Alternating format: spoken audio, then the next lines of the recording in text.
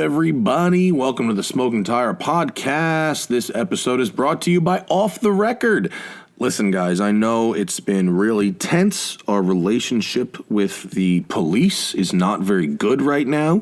And when they're stopping you on the side of the road, it really has very little to do with safety. It has to do with revenue. Revenue for the municipalities, revenue for the insurance companies. We all know how this works. But trust me, you don't want to argue that charge on the side of the road. You don't want to get into an altercation with the cops.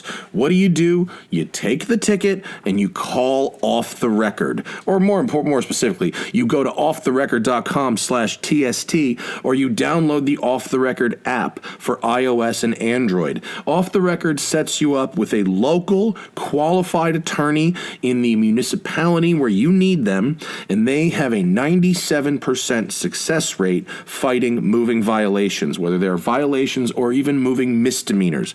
Offtherecord.com/TST, by using the /TST, you're going to get 10% off, not just the service you need now, but any legal service you use at Off the Record for the next 3 years, folks. Download the Off the Record app or go to offtherecord.com/TST, and if you download the app, use code TST10, and when you put that in, that's good starting now for the next 3 years. You don't want to be panicked on the side of the road arguing what you did with a cop, okay? You want to already know that you have an attorney, no matter where you are, that is going to handle this for you. And you can go about your day. Off the Record does what they do, and then you never see it again. It's a brilliant system, really. Use code TST10 with the Off the Record app or go to offtherecord.com/TST. Either way, 10% off all legal services you book from them from now until May of 2023.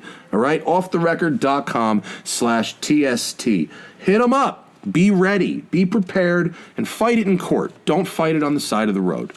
We're also brought to you by ourselves. We have new merch from today until June 24th in our Blip Shift store. We've got 2 items. We've got the Send It shirt and we've got the mask. Now, it's a pandemic. I wasn't going to be the first guy to sell a mask, but I'm not going to be the last guy either. And I had so much fun wearing the Safari 911 city bus fabric on my wedding day. I wore it on my vest on my wedding day. It was a boss move that I thought I'd let you guys wear it on your face. I wore the thing to Cars and Coffee this morning. It was a real big hit, actually. It was pretty sweet. I'm very stoked with it. Go to blipshift.com/TST from now until June 24th to get them. blipshift.com/TST. The Send It shirt, short, long sleeve, and hoodie, and of course the Safari 911 mask. Get them while they hot.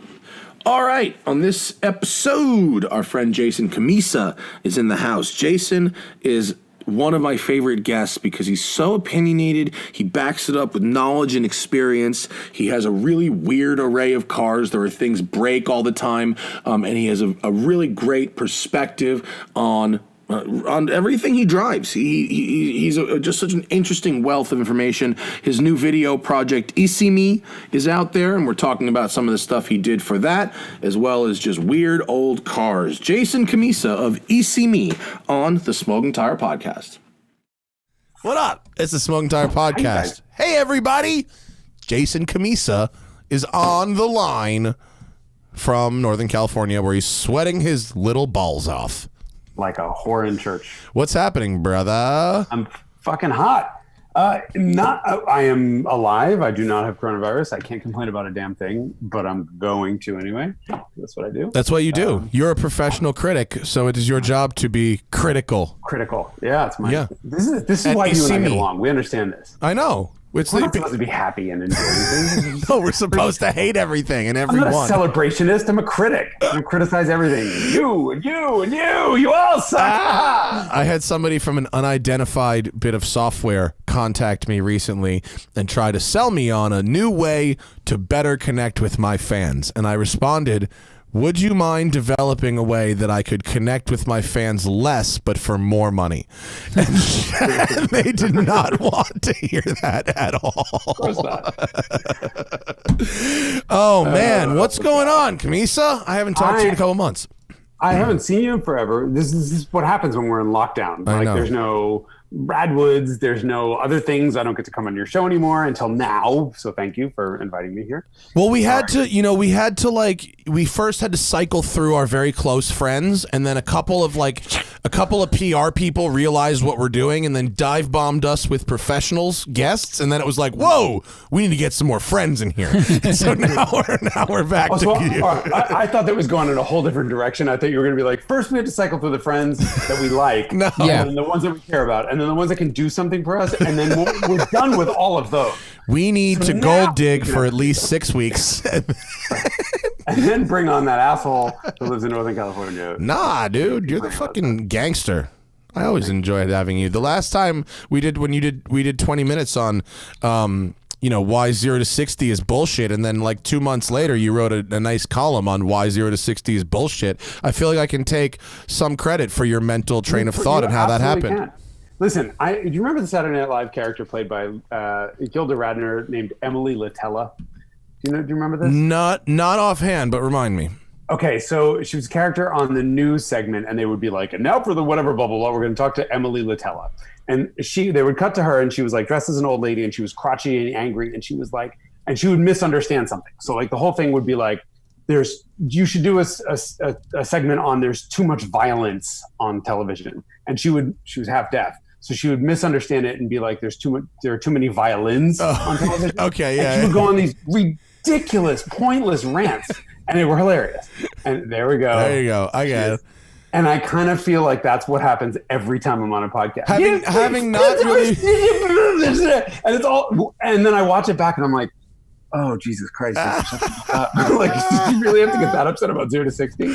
That's so funny. No, I now use your reference. After that, I all the time now am looking at the drastic differences between 0 to 60 and 5 to 60. Yes! I just had one person. Dude, it's so clutch because Zach and I, and he'll back me up, Zach, we just had the X3M comp, which, have you driven this thing yet? Mm-hmm. Fucking fast, bro. It mobs. It's crazy fast. But the 0 to 60 is 3.3. The 5 to 60 is 4.7. Right. It's a big gap. It's that big? Yeah, Hold it's on, a big gap. 4.7? Yeah, it's a big gap. Holy shit. Yeah. Okay, big so jump. let's explain to the people who don't live their life with one V-Box at a time. Yeah, we can relive this conversation right now. We'll do it really quick. I promise it's it's 1 hour and no more. This is me. No. So when we do instrument tests for the magazines, we are doing horrible, genuinely like unconscionable shit to cars. Now automatic transmissions and launch control have made that better. But at the end of the day, we're doing whatever it is we can to get the absolute best number 0 to 60. That is not something any of you guys are going to do to your cars. Maybe a launch control on a Porsche, which is, is never going to damage it, fine. But like a 9,000 RPM sidestep dump clutch in a Nissan, like a Mazda RX-8 or something, you're never going to do that. Even in a drag strip, you probably wouldn't be that abusive to your own car. Uh-oh. Oh, no. And slam shift, like, here we go.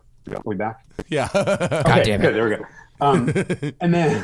And then then you're shifting as fast as we can. And, the fastest guys in the business often damage cars. They'll break motor mounts, they'll bend shift forks and stuff like that.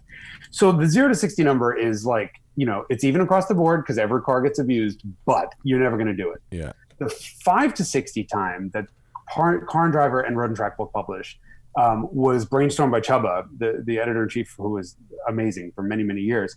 And he wanted to pull the launch out of it. So this is literally, the car is cruising along at a GPS-verified 5.0 miles an hour, and there's a pressure switch on the gas pedal, and when you hit the gas, it starts recording. And if you start at 5.1 or 5.3 or whatever it is, it normalizes that data down to 5.0. But it takes the launch fully out of it, and you wind up with a time that's much more representative of what you're going to see in the street. Are you always at that 5 miles an hour in the lowest possible gear? Are you always in first? Or if would you be, you'd never be in like D, right? Like if you have an 8-speed in D, then it might be in second at 5 miles an hour. You know what I mean? It could be, but we you want it to be in first. Right, I mean, okay. the idea here is not like how long it takes to downshift. So if for example, if the car, like some Mercedes will start out in second gear, some cars will start out in second, unless they're in like a sport mode, you're in sport mode to do this. Because that'll also usually quicken up the shifts. Yeah. So that's when you get the, the little part that they do on really fast shifts, which are not emissions compliant necessarily. So they have to be in a special mode to do that. So anyway, so this 5 to 60 test is like astonishing because you can get two cars that have identical 0 to 60s, and you race them in the real world, and one of them has huge turbo lag, a slow to respond gas pedal, shitty engine programming, and the other one is great, but doesn't do this horrible launch or whatever. And the cars that are identical are a football field apart by the time they get to 70 miles an hour. Yeah. It's interesting stuff. And I thought I happened to note it in the because I was so shocked at the 0 to 60 of this X3M 3.3. It's like, whoa. And then it was like, hang on, the 5 is 4.7. So it's really and the reason why is you have a torque converter and a turbocharged engine. So and slow throttle response, right? So the BMW basically ignores the first half a second every time you hit the gas.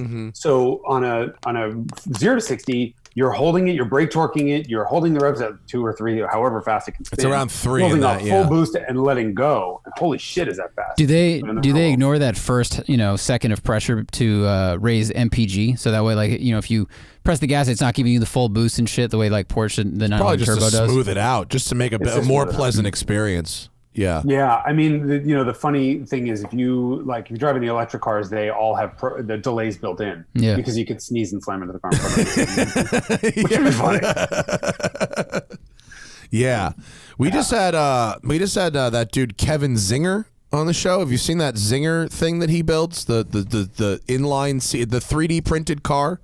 I've heard of it, but I didn't watch your episode on it yet. So I didn't drive it. I asked him to, but that hasn't happened yet. But this guy was he really kind of changed my thinking about the general aura around EVs and how the total cost of them, from mining the rare earth minerals to disposing of the batteries, is quite a nasty process. And maybe we shouldn't lean so hard into it. That's not my field of expertise, so I'm just going to say this is for somebody else smarter than me to figure out. All of the studies that I've seen is that cradle to grave, meaning from the idea of starting production and building the factory to the entire lifelong emissions of a vehicle into recycling it, EVs are significantly more efficient.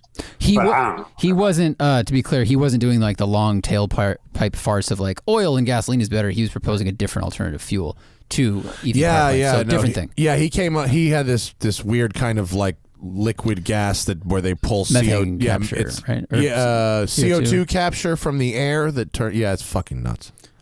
Anyway, I don't know why I took a hard left there. Maybe it was the ganj, but I was thinking about it for a second. I appreciate the mention of EVs. I mean, look, I started it, so really, because I kind of live in EV world, and this is Northern California. Everyone drives a Tesla. You drive an e-Golf. But you drive an e-Golf back to back, and you drive the shit out of it and do a lot of burnouts in them. And I think you show people the fun side of EVs besides Tesla's, launch prowess.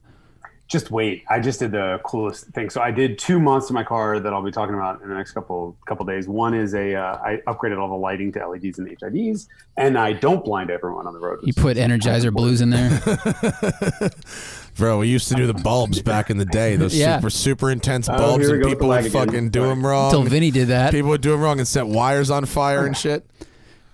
But now you don't have to, because the LEDs and the HIDs pull less power than the old 90/100 watt H4s did. So I can rip out all the extra energy. In your e-Golf, you upgraded your lighting and managed to use less power from your car to use it? Yup. And before I forget, because I worked with a company called the Retrofit Source, and I was placing an order, and they're like, dude, we'll just send it to you. And I'm like, okay. I'm not really one for freebies. So I'm like, then do me a favor, give me a coupon code that everyone else can use and save money, and you guys can make some profit on this. So if you use a coupon code Cammisa, Cammisa, all caps, you'll get 10% off your order. Do they have kits for all vehicles? They have kits they have off-the-shelf kits for many vehicles, but then they have replacement bulb systems. Oh, cool. All right. So I'll keep that as a resource. Oh my! So seriously, wait till you see these posts. So I did an H7. So the low beams on my car H7. So I did an HID, and I went with a 35 watt HID which puts out, I think it was 1.8 times the light that the factory halogens did, and uses 35 watts instead of 55. Oh, wow. So it's less strain on your wiring. And then I did I did LED high beams. And the reason you want to do 8 LEDs is because they're instant on. So they're only 20% more output than the factory bulbs, but instead of 55 watts, they pull 40. And so for those, you just change the bulb, right? You don't. Do the HIDs still have ballasts? Do they still use all those? Do. They do so now. And the LEDs have like a little heat sink and fan on them, and they have adapters to shut your computer up so it doesn't bitch that it doesn't think you have a light out and stuff like that. If you're not, I chronicled the whole build. It was not. It's like it was an evening. If you're not good at electronics, which I'm not. Is it easy still? Is it all just plug and play? Literally didn't have to cut a single wire. Great. The hardest bit was just getting the headlight out, which on that car requires taking the whole fucking front end off. Oh. The bumper's got to come out off completely, the grill, and then you can finally get the headlight out. Did you find anything interesting while you were in there? You like taking shit apart. Do you find any like Toyota parts, Toyota part numbers? Stamps? It's not a Supra, Zach. There's nothing. I mean, other than the fact that to get to the front end, you got to pull the whole front end off. Yeah. Bothers me. No, it's super easy. Are you going to do a dyno test before and after? Like, do you think that would be a measurable difference? But I did just do the other mod that I was going to talk to you about was the ultimate range test that I just did this past weekend. So while all of you were enjoying your Memorial Day weekend, I took a bunch of friends and ruined their Memorial Day weekend by getting 3 e-Golfs together. I had a stock e-Golf, and I had my e-Golf, which has 18-inch wheels on it with Pilot Sport PS4Ss on it. So they're basically the grippiest, best summer tire you can get. And then another e-Golf that I put the same 18-inch wheels on as my car, but with Pilot Sport All-Season 3 Pluses. Okay. So the best all-season tire. So we have stock and then 2 modified cars, one with all seasons and one with summer tires. All wheels and tires are the only mods. Only mods. Okay. All 3 cars got parked at my house and charged, and then charged overnight and plugged in overnight. So they have the same temperature starting in the morning. Everybody got tire pressure. Everyone went through identical climate control settings. And I had 2 people in each car, and then I used ballast to offset the weight because one car had 2 very heavy people, one car had 2 very light people. So I had spare tires in the back and all this other shit. And we did the same drive at the same time. Okay. Would you like to get? Oh, and then I did 0 to 60 and skip only the live audience will. This show will air probably after your story comes out, so only the live audience you're scooping yourself with, which is cool. It's all right. You guys get you get a benefit. B, I'm going to trickle the shit out because it's too nerdy for anyone. All right. So would I like to guess the difference is what you were going to say from stock? So there's a couple things. Mm-hmm. So let's start with 0 to 60 because we have stock. And then 18s, and the 18s weigh with the all season 6.5 pounds of tire more. Okay. And then with the summer tires weigh 7.5 pounds more. Per tire. So you're looking at 30 pounds of extra rotating mass. Right. Would you like to guess how much that impacted 0 to 60? Because everyone keeps saying it's going to slow your car down. The grip versus the in additional rotational mass, right? Because I assume the stock e-Golf has some shitty eco tires on it, right? Bridgestone Ecopia EP422s. They're okay, but they're not. Okay. I think that the sticky tires still won to 60, despite the offset in weight from the 18-inch wheels. Would I be correct? Zach, you want to guess? I'm just kidding. Oh, Zach, what do you think? 12% difference? Oh, he's going percentages. I just think the sticky tires still won. Yes. So my car with the grippiest tires posted an 8.5, which is the number car and driver got when they did all their testing.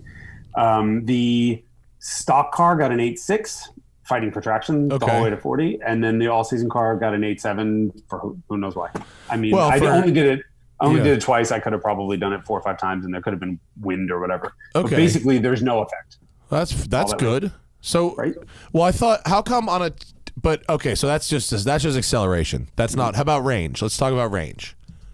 Okay, so I've seen a ridiculous reduction in range since I put these tires on my car. And they're the e-Golfs are total overperformers. Volkswagen learned their lesson from Dieselgate, and they're not going to fuck around with this anymore. So this is like when Ford sold underpowered Cobra motors, and they were like, never again. Exactly. So this poor little car is rated as 125 miles of range, and all my friends are seeing 140, 150. Wow, that's an extraordinary value. Yeah, like without trying, 170. like not nerding. Just driving. That's great. Right, and I'm seeing 90s. Whoa! I mean, you are Jason Cammisa, though. I know. Maybe we'll get to 100 with these new lights. Well, right. I did the math, and I think it's actually 40 feet or 80 feet that of range that I get with the headlights back on. It's not much. 80 feet? It's something like that. Did you do that? I'll make that That's post 80 too. feet? That's some crazy math. I calculated That's it out. hilarious. Yeah. It's not. It's not. I think it may be 800 feet. Whatever it is not getting you home. Anyway, so the other test I should also say we did. Germany. This is not. I have no life. Do you all see this? Do you understand? Yes. Yeah. Okay. So the other test I did was skid pad, which I need to talk. Which is why I think my range has gone such to shit. Is because the stock car pulls 0.82, and I verified that on skid pad. That's terrible. That's bad. That's bad even by golf standards. That's okay. bad. Let me say this one thing. Car and Driver did 2 tests. One of the cars did 0.82. One of them did 0.88. 86 or 88. Okay. So I just went with the lower number. Okay. And I wound up on a bumpy skid pad that wasn't, I mean, it was level and it was 300 feet. It was everything I needed to do, but it was a little dusty. And I got the 82. The car with the Pilot Sport All Season 3 Pluses did 0.90. Hold on, 0.96. Holy shit. No, wait. Hold on, I'm wrong. 82 to 0.90. 0.90. Okay. And I'm like, okay, I'm digging that. That's pretty good. And then I get in my car and it pulls 1.00. Holy shit. By the way, on the shitty, dirty, bumpy, fucking nasty skid pad that I was on, which verifies, I did a test a couple months ago when I first put these tires on, put the V-Box on and did this on-ramp by my house that's like down 3 stories and then it's slightly banked. And for a 5-second window, it averaged 1.19. And I backed off the first run because I'm like, I'm going to shear a hub on this. I'm going to crash this fucking car. So I could not. These Michelins are absurd. So the question is, how much of this range hit that going from like 140 miles to 100 is due to me being an asshole because I don't have to slow down for the corner? And how much is actually due to the rolling resistance? Yeah, I think some of it is your Jason Cammisa, but holy shit, you get like you went over a G. 1.19 for 5 seconds sustained. Wow. But even like on the skid pad to be over 1 on a dusty skid pad is incredible. Those are some good tires. Yeah, I think the last wild card is what if you got those tires in the stock size? That would have been too easy.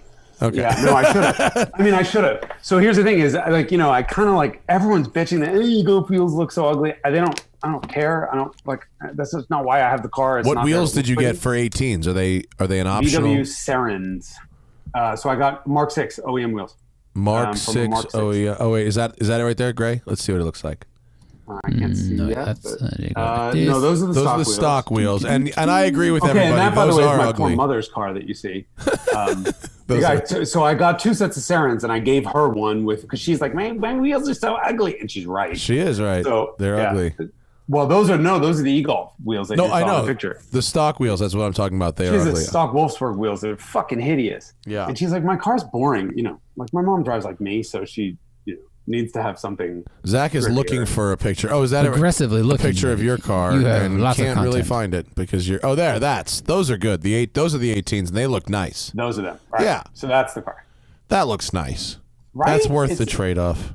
As it should be. So there should be other pictures in there where you can see like close-ups of the wheel. But they're a nice wheel, and they're OEM. I didn't want it to look ridiculous. Like I don't want the car to look modded, and I also don't want like lightweight NK wheels where you can see that the brake rotors are the size of my ball. So it was like the perfect thing to do. Yeah, great. But man, the range hit that sucks. So yeah, that's a big range hit. Like it went from my old e-Golf did 83 miles per charge. And over the course of the 2.5 years I had the car, I averaged 97. Like it totally overperformed. And I went through an entire set of 4 tires and 12,000 miles. Like all of them bald completely. When I returned the car, they're like, what the fuck? at the release end. And so I'm like, oh, this thing will deliver, like 140. Well, it did until I put these on the wheels on. Yeah. and so If- the range test was amazing. If my wife gets a job that requires a commute, an e-Golf is on our short list. They They're drive so sweet. great. Yeah, they're Yeah. nice, man. They're really cool. Have you fucked with the Kona Evie yet? Are you about that Kona Evie? Yeah, I drove. I heard one nice of the, things.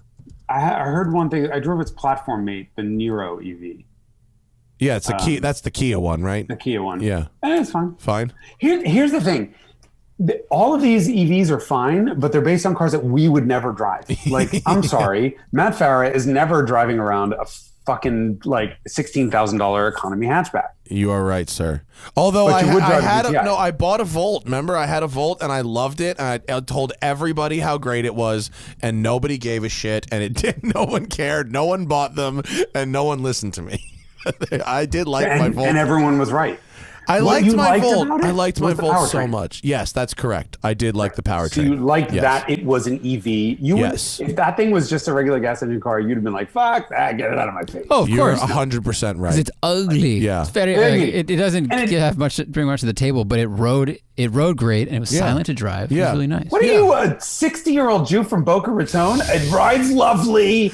It's soft and fat. What the fuck? No, Zach? look, it rode. It reminded me of a Volkswagen in the fact that you could like feel the road. It was damped. It damped out a lot of the sound. It was quiet around Playa del Rey in Los Angeles. I thought it did a pretty good Actually, job the of that. Volt chassis was pretty fucking good, Jason. was okay. It was. Oh, if you put fuck. if you Was put it the if you put the PS4S on the Volt, dude, I bet you'd pull It would a break in half. You'd pull a 1.0 for Bullshit. 5 feet, and then the wheels would break off. Thank you. Recently I had Mike Musto here, and we took a Bolt up to this like town in Sonoma Mountains, and it was just all back roads the whole way there. And the car on regular roads is totally fine, and you're like, oh, okay, this is great. And the second you get it onto like a bumpy, twisty back road, the thing fell apart. And what I mean, like the glove box door opened, and the door fell out. I'm kidding. No, I mean, the car was terrible. Yeah. And Wow. that's the thing is that we all wind up liking these EVs, like that stupid i3 that is the BMW i3 Yeah. that is the worst car in the history of the world. But everyone's like, this is great. They like the powertrain. Yeah. Um, I mean, and- I'm diehard. I'm gung ho Taycan. I'm gung ho for a Taycan 4S at this point. That's the Really? jam. Yeah, I loved yeah, it. 4S. I think Loved I could it. Probably. I mean, the Turbo S is just like that's stupid money. The 4S is stupid money too, but it was for all practical reasons just as fast. For all practical reasons, handles just as well. Looks fucking the same. It's cheaper, Looks and great. I drove one 300 miles without even thinking about it. It was great. Right. It was awesome. Yeah, I drove a Turbo S, and I did not get the surprisingly did not do well on range. No, it actually did far better than the EPA does. If you mob, it goes through it. It's fucking fast. Of course. And if you mob a Hellcat, guess what happens? 4 miles per or gallon. an X3 comp. Yo, shout out though, the X3 comp over the course of our loan, that car runs the same 0 to 60 and quarter miles a Trackhawk. Yeah. And over the course of our loan, it got double the fuel economy I saw in the Trackhawk. Now, it was still 12, but The Trackhawk 6. But the Trackhawk got 6. So But yeah, That's insulting. You're dealing with a 3-liter straight six versus a rather large V8 yeah, with yeah. a supercharger Yeah. that can't be decoupled. I mean, and just it's the perfect 1,000 recipe. pounds heavier. Is it really? Trackhawk's 5,300, and the X3 is 4,490. Yeah, something. 44, 59 or something like that. Yeah, Yeah. yeah. It's Whatever, fucking. 12 It's months. yeah. Actually, Hannah drove the X3 this morning to do some shit and was like, came back like, I incredible. love this thing. So, all right, go BMW. Good for you. Yeah, it was good. Yeah. What else you been driving, Jason? I just drove a Bentley Continental Gt V8 coupe. Oh, how was that? It was, it was. I had a hard time with the last Conti because, and the Audi guys are going to hate me because it was a fucking Audi underneath. Excuse me, it was a Volkswagen Phaeton underneath. Mm-hmm. It was a 30-year-old. I'm exaggerating. A very old layout with the engine in the wrong place and a very, very high price tag on it. Now this generation of Conti is a Porsche Panamera underneath, and oh my God, the dividends that has paid in handling. Not that I really think that's all that appropriate or necessary in a Bentley, but It's helpful. It doesn't hurt. Help. A car that handles Doesn't hurt. better is not ever going to hurt. I haven't driven the new one yet, but I remember in the old one when they went to the V8, it did become more fun. The V8 yeah. was more fun than the 12 for sure. way lighter. Well, remember, the crazy thing about that car is you look at that Conti and, you know, the old one, and you look at it from the side and you have to realize there is an entire twin turbo 12-cylinder engine in front of the front wheels. Yeah. Like, it's a fucking miracle of design that it doesn't look stupid. And it's a miracle of engineering. The thing just fall on its face into an endo while it's parked. Yeah. But they really pulled it off. And the V8 weighs so much less than the 12 did. Yeah. It's a huge difference. I think I have found the best use for that 12. Do you know what it is? As a car for that 12, it's a coffee table in my cigar lounge. You're a sick, twisted man. We dipped it in chrome. It's a Bentley W12 block dipped in chrome. Is the coffee table. Where did you get a Bentley W12 block? I mean, that's really cool. In England, actually. It was shockingly cheap because of Brexit. The fucking pound is terrible. So I bought the 2-engine. It was cheaper to buy these things in England and ship them here. Not to mention like the repair cost of that thing. It's actually easier to service it now at the table. It's 2 VR6s. I mean, it's a very crazy. Fucked up layout to begin with. It's really cool. Yeah, but I really like to drive the new one. I'm excited. I sat in one for 5 minutes. I was like, oh well, this is something very special. Yeah, it is. It's a really nice interior. Drives just as good as it looks. It's fast. You know, it's the same German V8s. They make the same flatulent, unpleasant sound. The 4-liter. Everyone knows the 4. That was actually, wait, do that again. That was good. It just, you know, like you compare that. Like the Germans want to make fun of American V8s. You go listen to a Chevy V8. And it's unbelievable, the noise, and there's all this crazy mid-range and harmonics and shit. And then the Germans are like, watch this. They all sound exactly. Well, we just drove the M8. And in the car, we were like, ooh, this thing sounds pretty good. And it's got the burble thing. And then you did the drive-bys, and I filmed them, and I was like, when's he coming by? It was really quiet. Noise. So much speaker noise, other than the little overrun tune. And Jason is like the best at deciphering speaker noise. He's always fucking picking it up. Always. I wish I didn't. I just got into a new Civic Si, and I, of course, didn't do my homework before I got in it. And I'm like, I don't remember this last one having this video game shit. And of course, I go home and I read about it. That is the worst. If you want to know what the world sounds like to me, go drive a Civic Si, because that is by far the fakest, worst sounding fake noise I've ever heard. Does it sound like every car in Gran Turismo 2? Exactly. That nasally. And the really weird great VR6. The VR6 is more like. It's got that's pretty good. I spent, like I said, I have no life. But wait, what about this though? Like, Civic, in a Civic, I totally understand. A Civic should sound good, and it's not like that car is so insulated that it's not possible to hear the engine. In an M8, right, or in a big GT car like the Bentley GT or one of these other cars, like, do you think that like it's just a losing battle to insulation, and they're trying? And you can no. Yeah, no, yes. 100%. Yeah. Your choice as a car company is you can make a sports car or you can make a Grand Tourer. And if you choose to make the Grand Tourer, and which means it's going to be a quiet, smooth ride, you have to reintroduce the engine sound. And this is something that BMW was up against in the F10 5 Series, which is the first V8 that they did active sound on. And the car was just too quiet. And when I drove one, when I had one at home, on the press launch, I pulled the fuse, which is the only way to get it to shut up, and it kills all of the stereo and all the blung stuff that it does. And it was too quiet. Oh, did we lose you again? Did you then put the fuse back in and just go, it's actually, they made the right call. It's actually better like They this. made the right choice. The reason they put the active sound in is because the engineers were stalling the engine constantly. That was told me. And I'm like, you're stupid. No way. Sure as shit. I stalled it immediately. You can't hear it at all. That's funny. You can't tell whether it's running. So this is the problem, is everyone, like the new 3 Series is never going to be a good sports sedan because they engineered it to be a luxury car. You can't isolate everything out and then add parts of it back in with trickery, with fakeness. You either hear the mechanical noise and you hear all the sounds, or it's never going to be authentic. Yeah. Mm-hmm. Yeah. Not everybody's doing it digitally. Porsche is still able to, they put some kind of tube, right? Aren't they doing a tube onto the firewall? Yeah, and the mid-engine cars especially, but I haven't heard I haven't actually seen this yet. So it's very difficult to do like an intake resonance tube when you have boost. Right. Because then you have all kinds of weird noises. Like a supercharger, you'd have like the whiny noise, and then a turbos, you'll have whooshing from the air. So I'm not entirely convinced that Porsche isn't doing something to it. I just haven't seen it yet. So I don't know.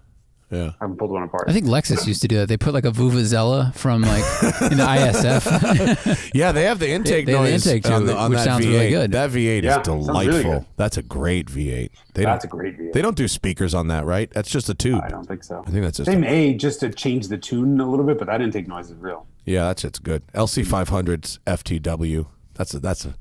They Gorgeous delayed car. the launch of the Ooh. convertible a little bit, but like I'm real excited for LC500 convertible. That's a hot car. But I don't Yeah. ever see LCs on the road. Like Because how- nobody why buys not? them. Because they sell 6 of them because I don't know why. Because the infotainment system. That's why. Probably, yeah. Yeah, that's a huge Because reason why. they sell them, and the old people who buy them crash them into a tree on the way home, and then go and stop by a Mercedes dealership and buy an SL. Yeah. They crash because they're trying to use the navigation system. Yeah, they went to go turn the radio up. Yeah. And poof, tree. Oh, guess the airbags work. Next. And they're like, connect Bluetooth mouth to use radio. Right. Did I say mouth or mouse? You said mouth. You Yep, said mouth. all right. It's okay. Bluetooth mouth. Bluetooth mouth. That's good. That's a good. That's my rap name. Oh, fuck me. You know, it just got Yeah. dropped off at fucking this guy's crib. A new DBS Superleggera Volante in fucking Aranciata. Orange. Ooh. Like Lambo orange black wheels. It's so aggressive. Does it look good though? Is it like aggressive in a good way? I have to say, I think it does look good. This is it. Yeah. This has silver wheels. Mine has black wheels. But I mean, it's definitely not. It's not what Aston has been, but it's not entirely tasteless. Like it could be. It could be tasteless if the interior was orange, but the interior is black, so it's like all right. You know. I think it could work. Look, I don't think any of the current Astons are pretty. And actually, this is a really good topic for us to talk about today because there's some news today about Aston. Yeah. Andy Palmer out. Andy Palmer out. Do you know him? Do you know? Have you? I Andy? met him once. He couldn't have been nicer. He was very friendly when I met him. Yeah. He's like a dude. He just drops F-bombs left and right. He can call me a bit trashy. And like in all the cool ways, he's a genuine car guy. Yeah. But I don't know. I recorded the Carmudgeon show this morning with my host Typhon, and we were talking about this. I'm like, I don't know what happened. I don't know what forces he was working against. All I know is Aston Martins were absolutely gorgeous under Dr. Ulrich Betz, and they were amazing. They were better to drive to look at, which is a very high bar indeed. And then all of a sudden, Palmer comes in, and they're hideous, and they drive like shit. So. Sorry, I'm really glad we're getting Tobias Morris, who is the genius behind most things AMG. Yeah, I mean, I think I was the most disappointed. I happen to like the DBS that I'm driving, and I like the blue one that I drove too. But I did not like the DB11. But Looking or driving? Driving. I mean, it's not for the same money. Am I going to buy one instead of a McLaren or a Ferrari? No, but I like it. It's nice. It's good by all objective measures, I think. I mean, I guess our versions of objective are different, but I just didn't think it wasn't better than DB9. Didn't steer well. It rode poorly. I didn't like the engine. DB11 or DBS? DB11. I've driven S. S is a massive improvement over 11, and you have to believe me. Try. I do one. believe you. Yeah, because yeah. I know the car it wasn't like there's inherently anything wrong with the DB11. It just wasn't finished. It was clearly. Uh-oh. For like. So wait, I heard. Sorry, you broke up. I heard it was clearly. It was clearly not finished. Yeah. They hadn't finished tuning it. So all my complaints about it were just things that Aston Martin, as we know it, would never let happen. I agree Same with thing you. with Advantage. The DB11 wasn't great. The DBS is much better. The ride is really good. The steering is sharper. It's cool. It's real cool. I'm a fan of it. But the V8 Vantage, which uses the AMG GT powertrain, except with like a worse gearbox and worse gearbox tuning, and it feels like it's down 70 horsepower. Yeah. Compared to like the 550 number of the AMG cars. Yeah. It doesn't feel like it's got it. Yeah, it didn't really have the goods compared to the AMG. Hey, so I have a V8 Vantage coming, I hope, on a press loan in 2 weeks, unless they see this video. I really hope they've improved it because the previous Vantage that I drove was one of the worst new cars I've driven in 10 years. Why? I didn't Everything like it when I about it drove was it wrong.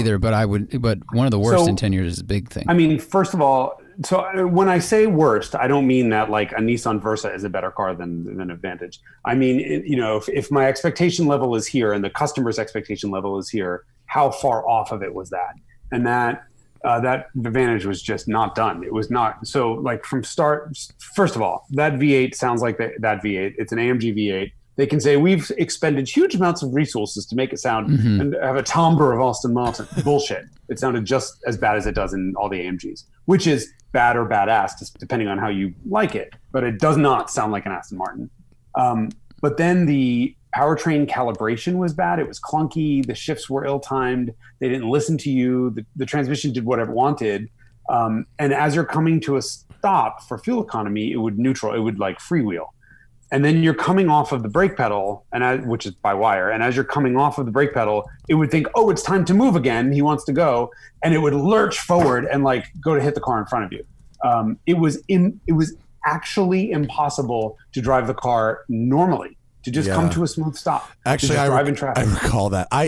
They gave me one when it first came out, and I hated it so much that they sent me another one like a month later, and it was better. So if you're getting one now, I bet you it's a lot better than that first crop of cars. God, so. Is it a stick? Because there's a stick now, right?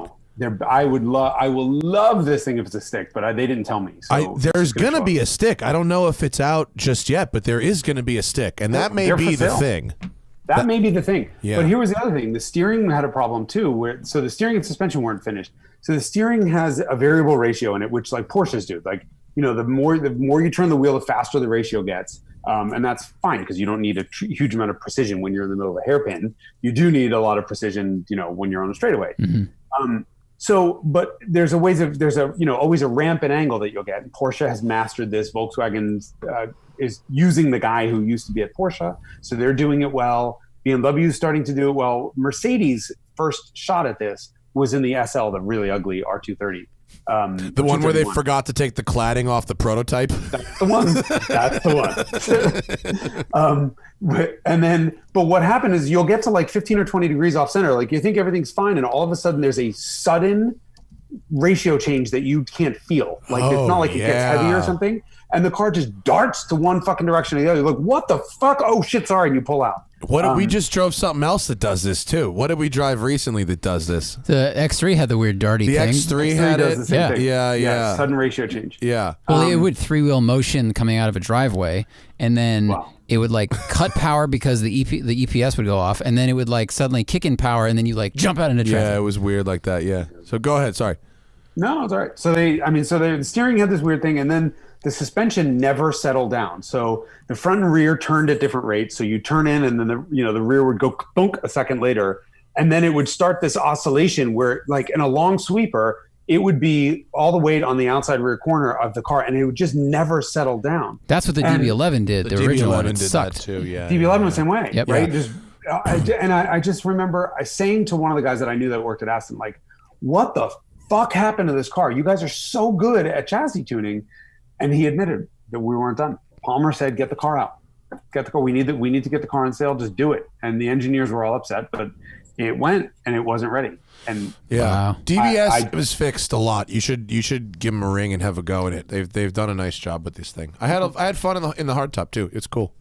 It's a neat car. That's cool. Does this one have a square steering that wheel? car, I think fixes most of the DB11's ugliness too. It does, yeah. It's cool, and you can make it ugly again if you pick the right color combo. You can uglify the fuck out of this thing. These are our new hats. Make Aston ugly again. Bad art can still be expensive. Yeah, buddy. Oh man. What? Oh yeah. Go ahead.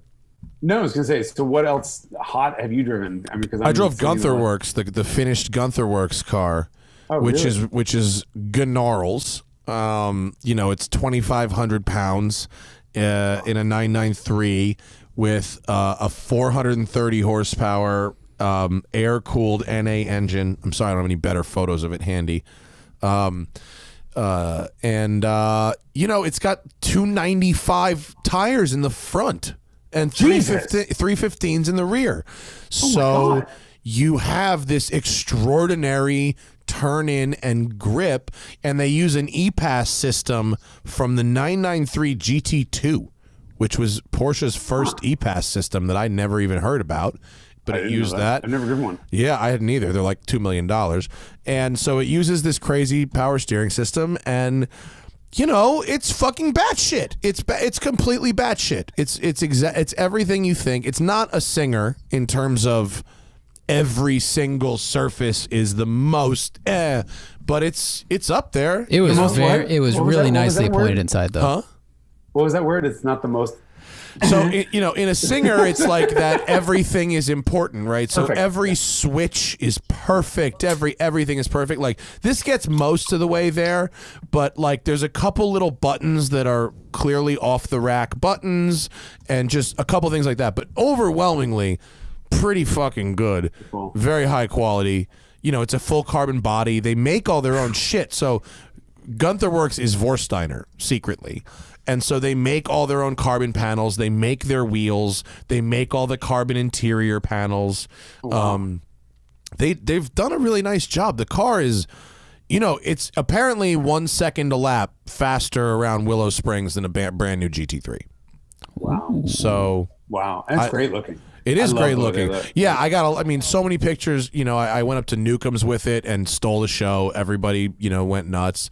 It has a sport mode, which on an air-cooled engine is pretty cool, with a valved exhaust, you know, and it has air conditioning, and it's got that super, super expensive Porsche radio that nobody should ever buy. Was it the one that looks like the old one? It's the one that looks like the old one, but it has like GPS and shit in it. It's like $3,000 for a head unit. Like, you should not buy that. But it's put together really well, and it's beautiful to drive. It's very, very fast. But you know, if you want to critique it, which I do in the video, and I can to you, I bet you can have. Here's a game, Jason. What happens when you modify a Porsche with 295 front tires, even if you have correct suspension geometries, and you get into hard braking in the canyons? And you get into hard braking, well, goodbye. You get a really sweaty palms, two hands on the wheel experience, which they're trying very hard to dial out, but it's just not gonna. The first one I drove had 245 fronts. This has 295 fronts. I feel like they should probably be selling it with 265s, maybe. In the front. So is it just tram lining and following every rut in the road? And only under braking. In fairness, it doesn't do it on the freeway, and it doesn't do it under power. But when you load up the nose, it gets, because it's a short wheelbase car with 295s in the front, man. It gets a little, and no weight up there. That's the weird thing. Is, I mean, Right. you know, if the whole car is only 2,500 pounds, what could be there? 1,000 pounds on that axle? Yeah. Not enough weight. Not for a much. 295s. Yeah. So I think they wanted the look, and they probably wanted a lateral G number that's probably very fucking high, and on a smooth track they probably get it. But for a street car, I would dial back that front tire a little bit. But otherwise, pretty goddamn good. Have you ever driven a Lancia Delta Integrale? Yes, they rule. I just spent a week with one. A week. Well, so we have one. So here we go, self-promotion. My new series for the ECME channel is Spotlight, which is the sort of COVID-approved, like basically just me and the guys one of the guys in a warehouse doing these videos. There they are. So we did first one I did was on the Bugatti Veyron, which we have in the office for sale, and it's the Veyron 300. So it's the final coupe ever built.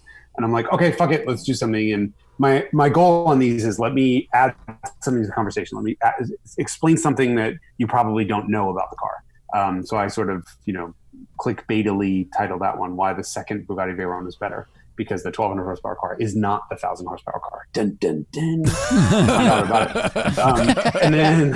And then I did the Polestar 1 because I think that thing is so gorgeous, and it's a total head scratcher why a new electric performance brand would make a gas-powered first car. And so I figured out what happened there. Third one was I read that Maserati. story in the Road and Track story with that too, which I just arrived at my doorstep recently. It's very good. And my Polestar 1 loan was canceled for coronavirus, but it was put back on the books in July. So Good. I'm super excited to drive Polestar 1. I was so bummed when it was canceled. You, I think, will really like that car. It is definitely, it's special. The car is not, I mean, people are like, $160,000 Volvo. Come on, I get it's it. Hand-built carbon fiber. The whole car, it. not just the body panels, the whole structure, the whole car. It's a neat thing. I can appreciate it even just by looking at it in pictures. It's ridiculously pretty. I feel so like beautiful. if you liked the Aston Martin Virage, you have to like it You will from a have to styling perspective. Yeah. It looks Yeah. really good in person. We got more looks from that thing when we had one than anything else.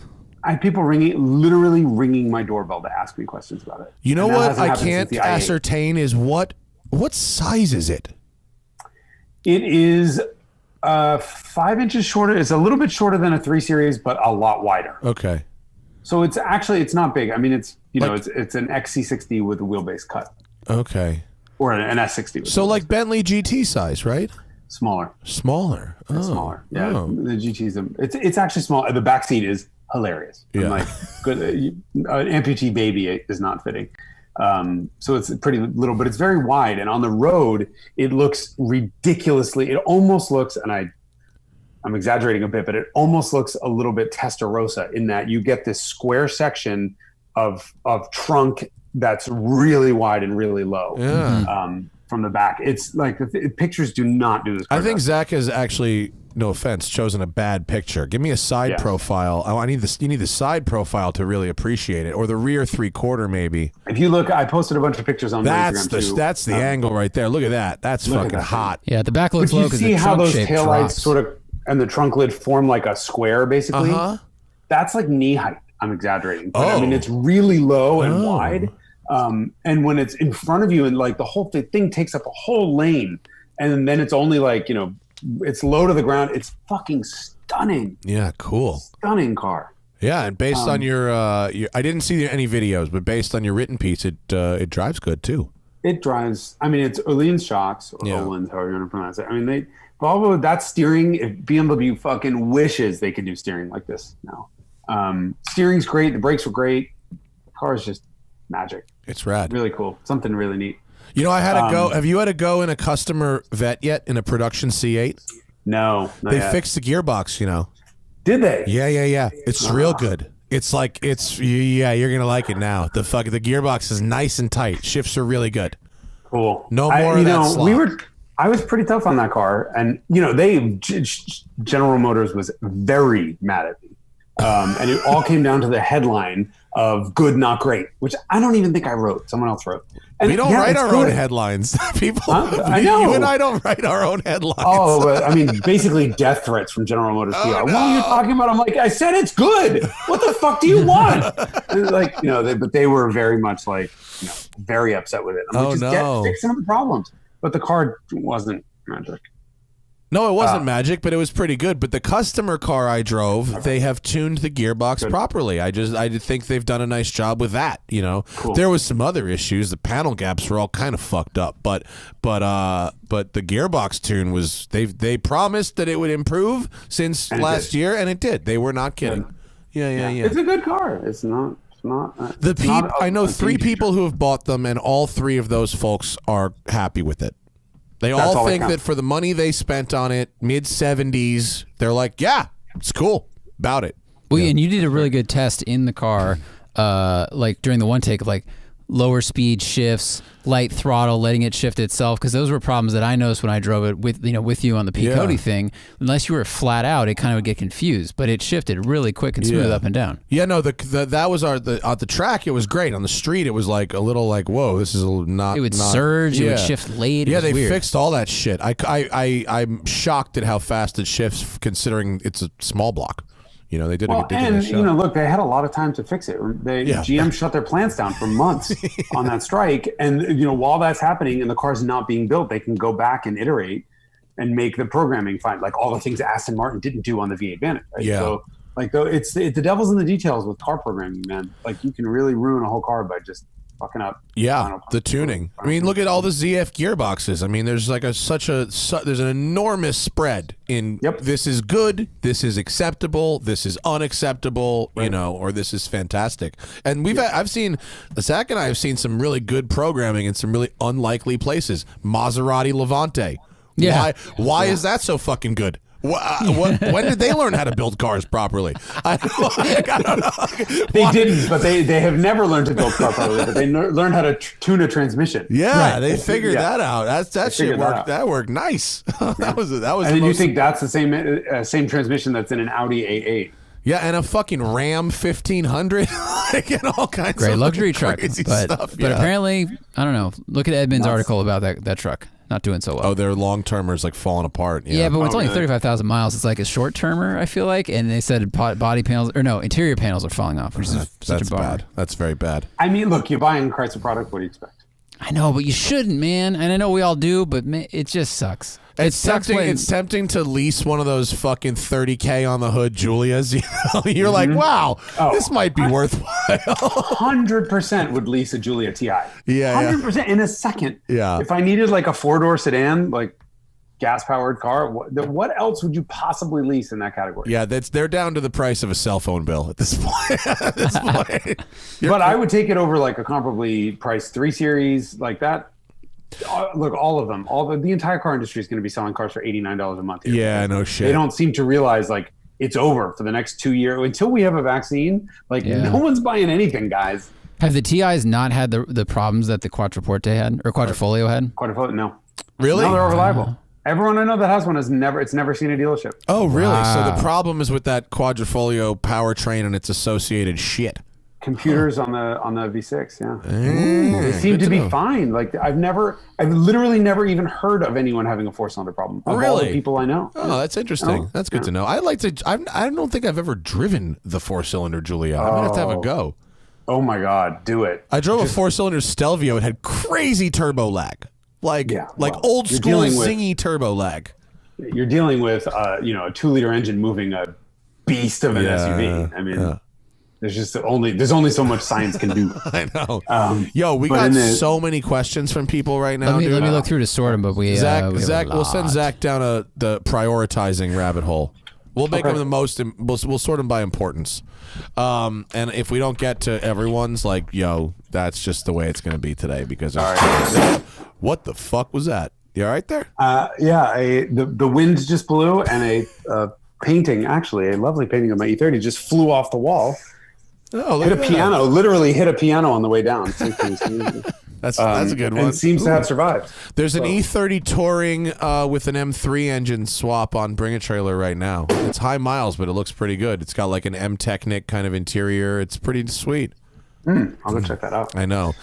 There's a lot on the auction sites that I'm at home twiddling my thumbs. I'm watching everything, but luckily I am finally at a point at my old age that I have everything I want and I can't handle it. So there's no chance of me buying anything else except a couple things. Are you finding that when you have how many cars you had now? 5 or 6? 7. 7? Yeah. See, it's like work just to deal with those. I can't keep up with it. Yeah. I mean, this I got to think which one. Like, when was the last time I drove it with 5 or 6, 4 or 5? It's okay. But now between lockdown and then I was on a full press car rotation and I finally just stopped because I can't deal with it anymore. Like, I want to drive my own cars.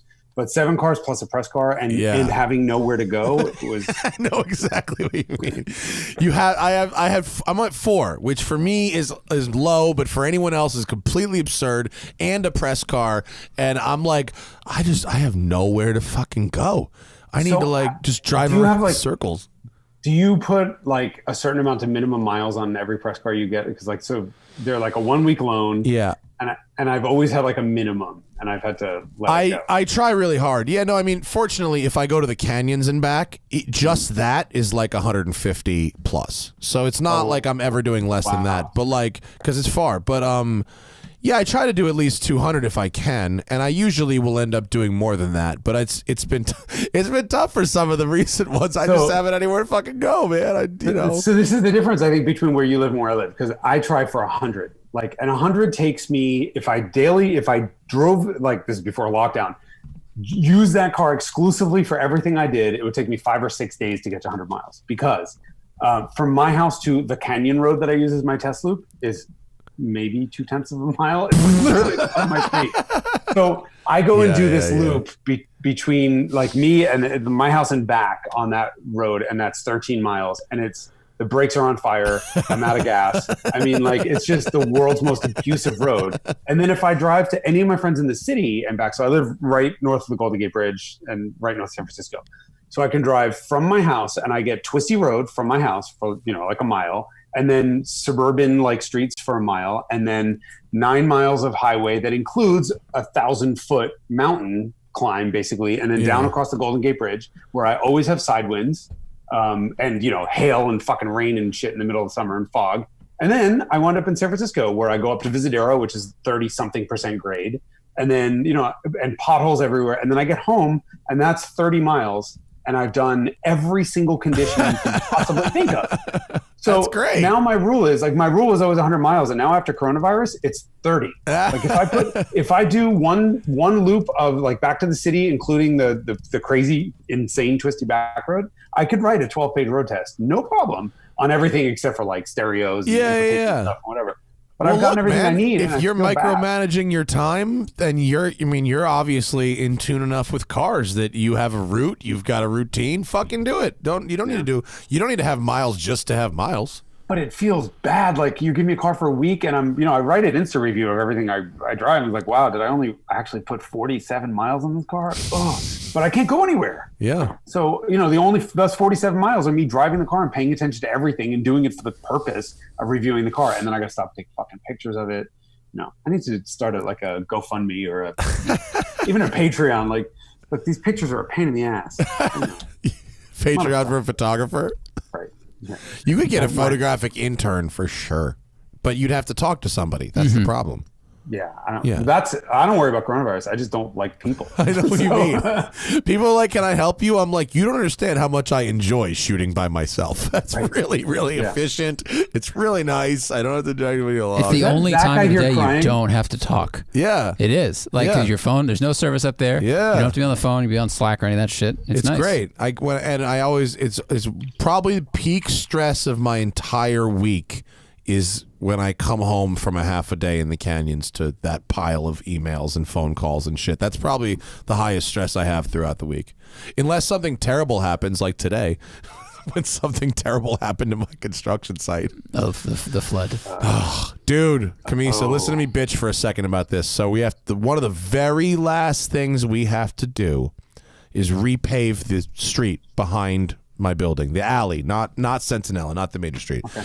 So... and we have to replace the concrete swale in the middle, the thing in the middle of the alley that collects the water because we don't have sewers, right? So over the weekend, we replaced the swale. They put plates over it so it's cured. It's good, right? Today, they went in, they dug out the whole shit. Had to dig a foot down, right? The whole alley. Unrelated, as they're digging, someone is maintaining an underground pipe up the road.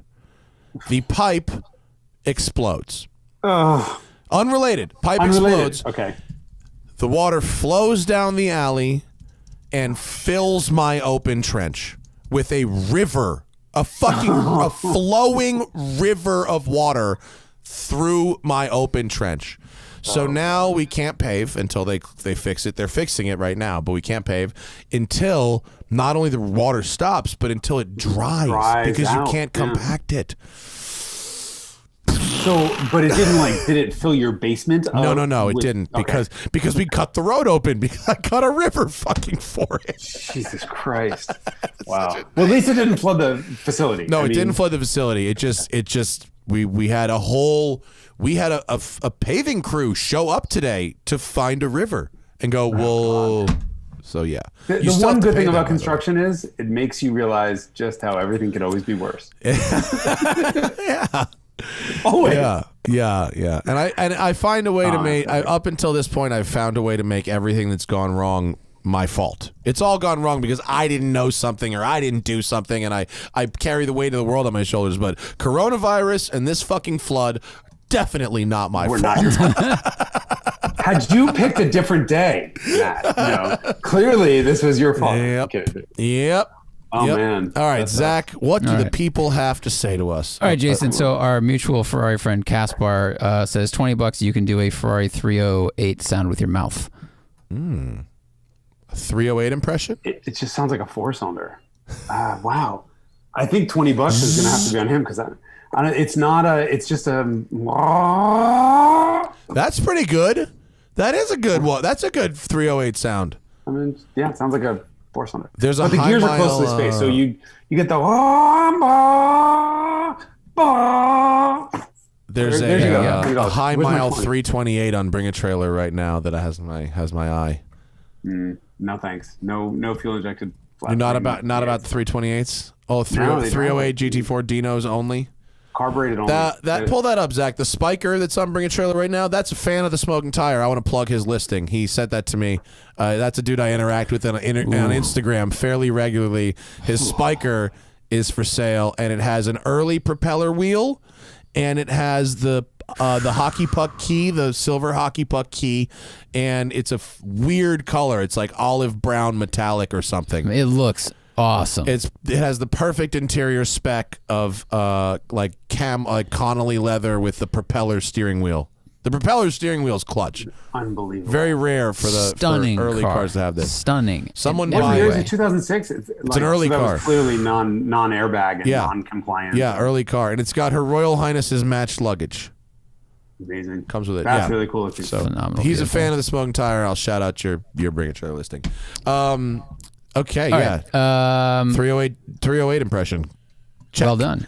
Check. All right, this guy is looking at his first car, E30 325 or Alpha Spider, and he says, parentheses, yes, I know. If he works on cars, either. Otherwise, E30. No, E30. E30. Alpha Spiders. I would not Much want an harder. Alpha Spider as a first car. I would want an E30 is a much more solid thing. Yeah, in every way. Yeah. In every way. All right. E30. E30s are good. They're good cars. They're a Just lot of overall, fun. they don't have any problem areas. Yeah. Like, you do a timing belt and that's it. Yeah.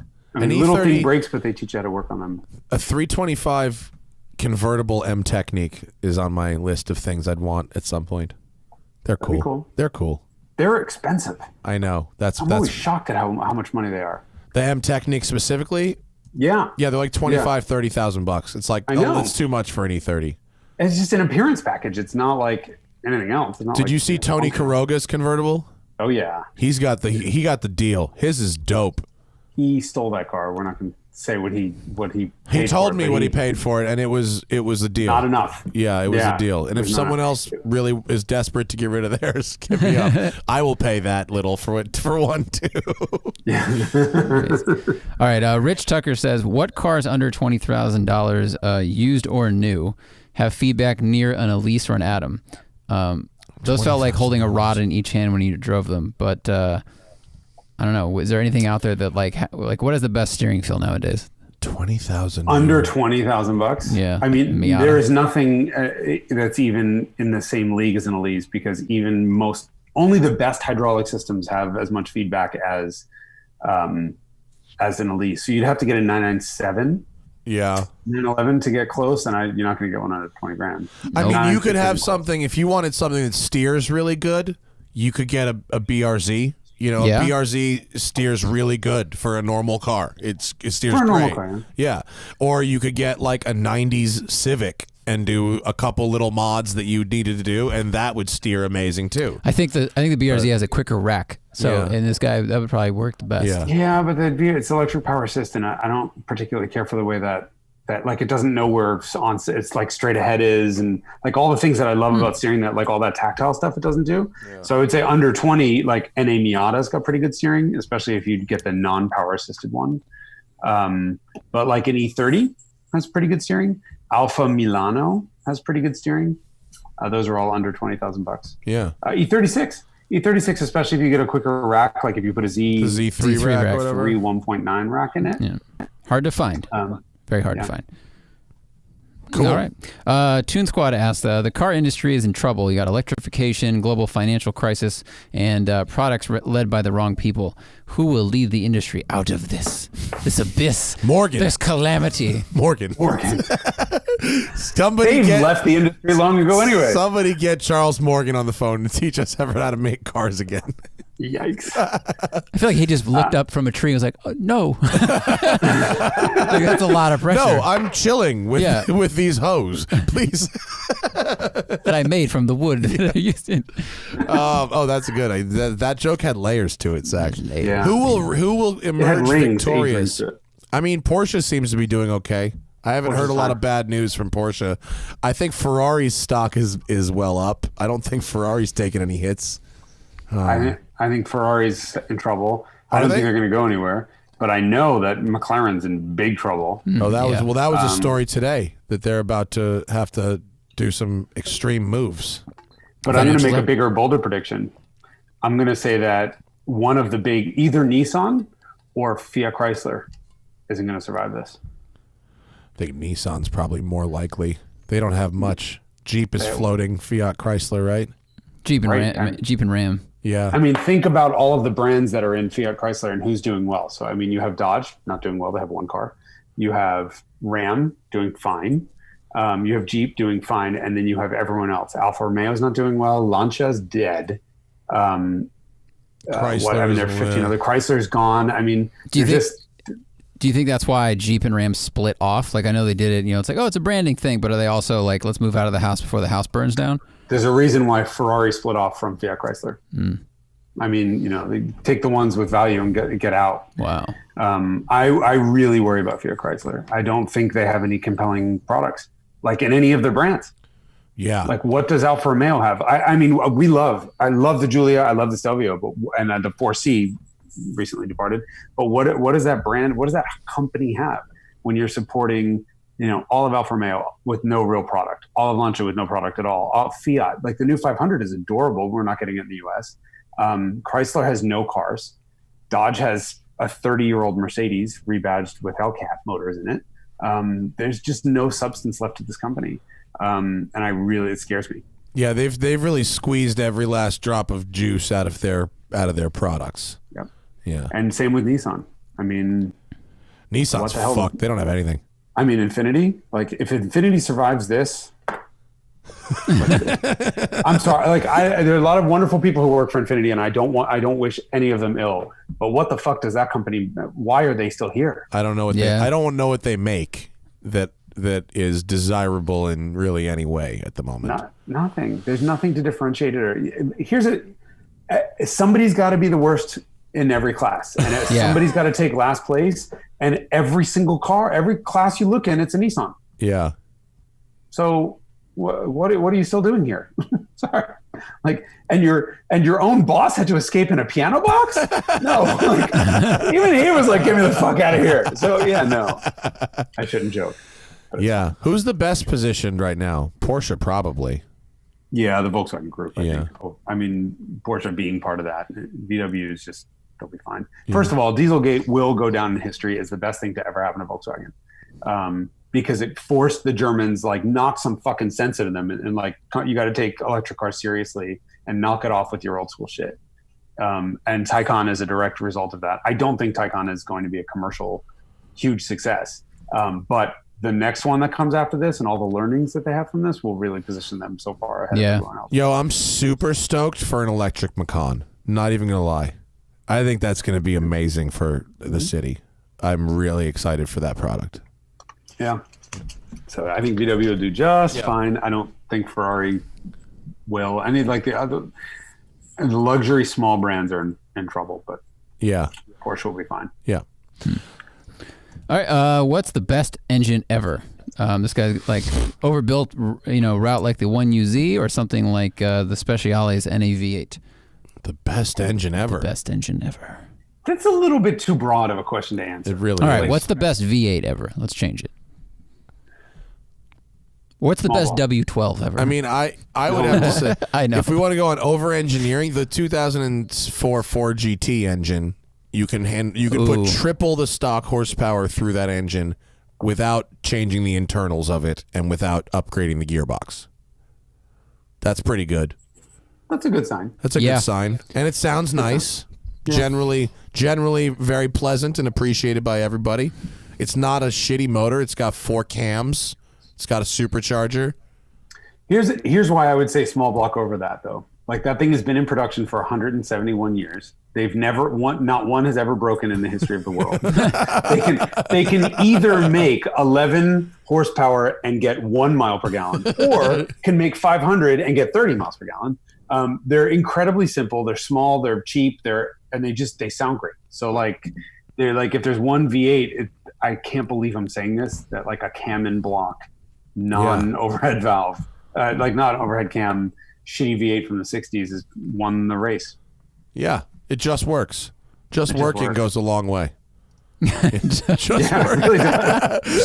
Talk to somebody who's got like an E92 M3 who's spun every rod bearing at 30,000 miles. Sometimes working is better than advance. Bro, people ask us about these projects all the time. Like, what should I do? It's like you buy a car that you can turn a key and be driving tomorrow. That's what you want, not some... Well, because most of the people that ask, should I buy this car that is stock and exists? Yeah. Or this idea? Right. And when they're not telling us like, well, I work in a shop or I'm a fabricator. They just say, should I buy an M3 that is a complete vehicle from a factory, or should I swap in a Honda Civic engine into the back of an MR2? You're like, these are very different things. Very different things, yeah. All right. Why don't we think the Z3 and Z3M Roadsters get more love? At their core, they're classic BMWs.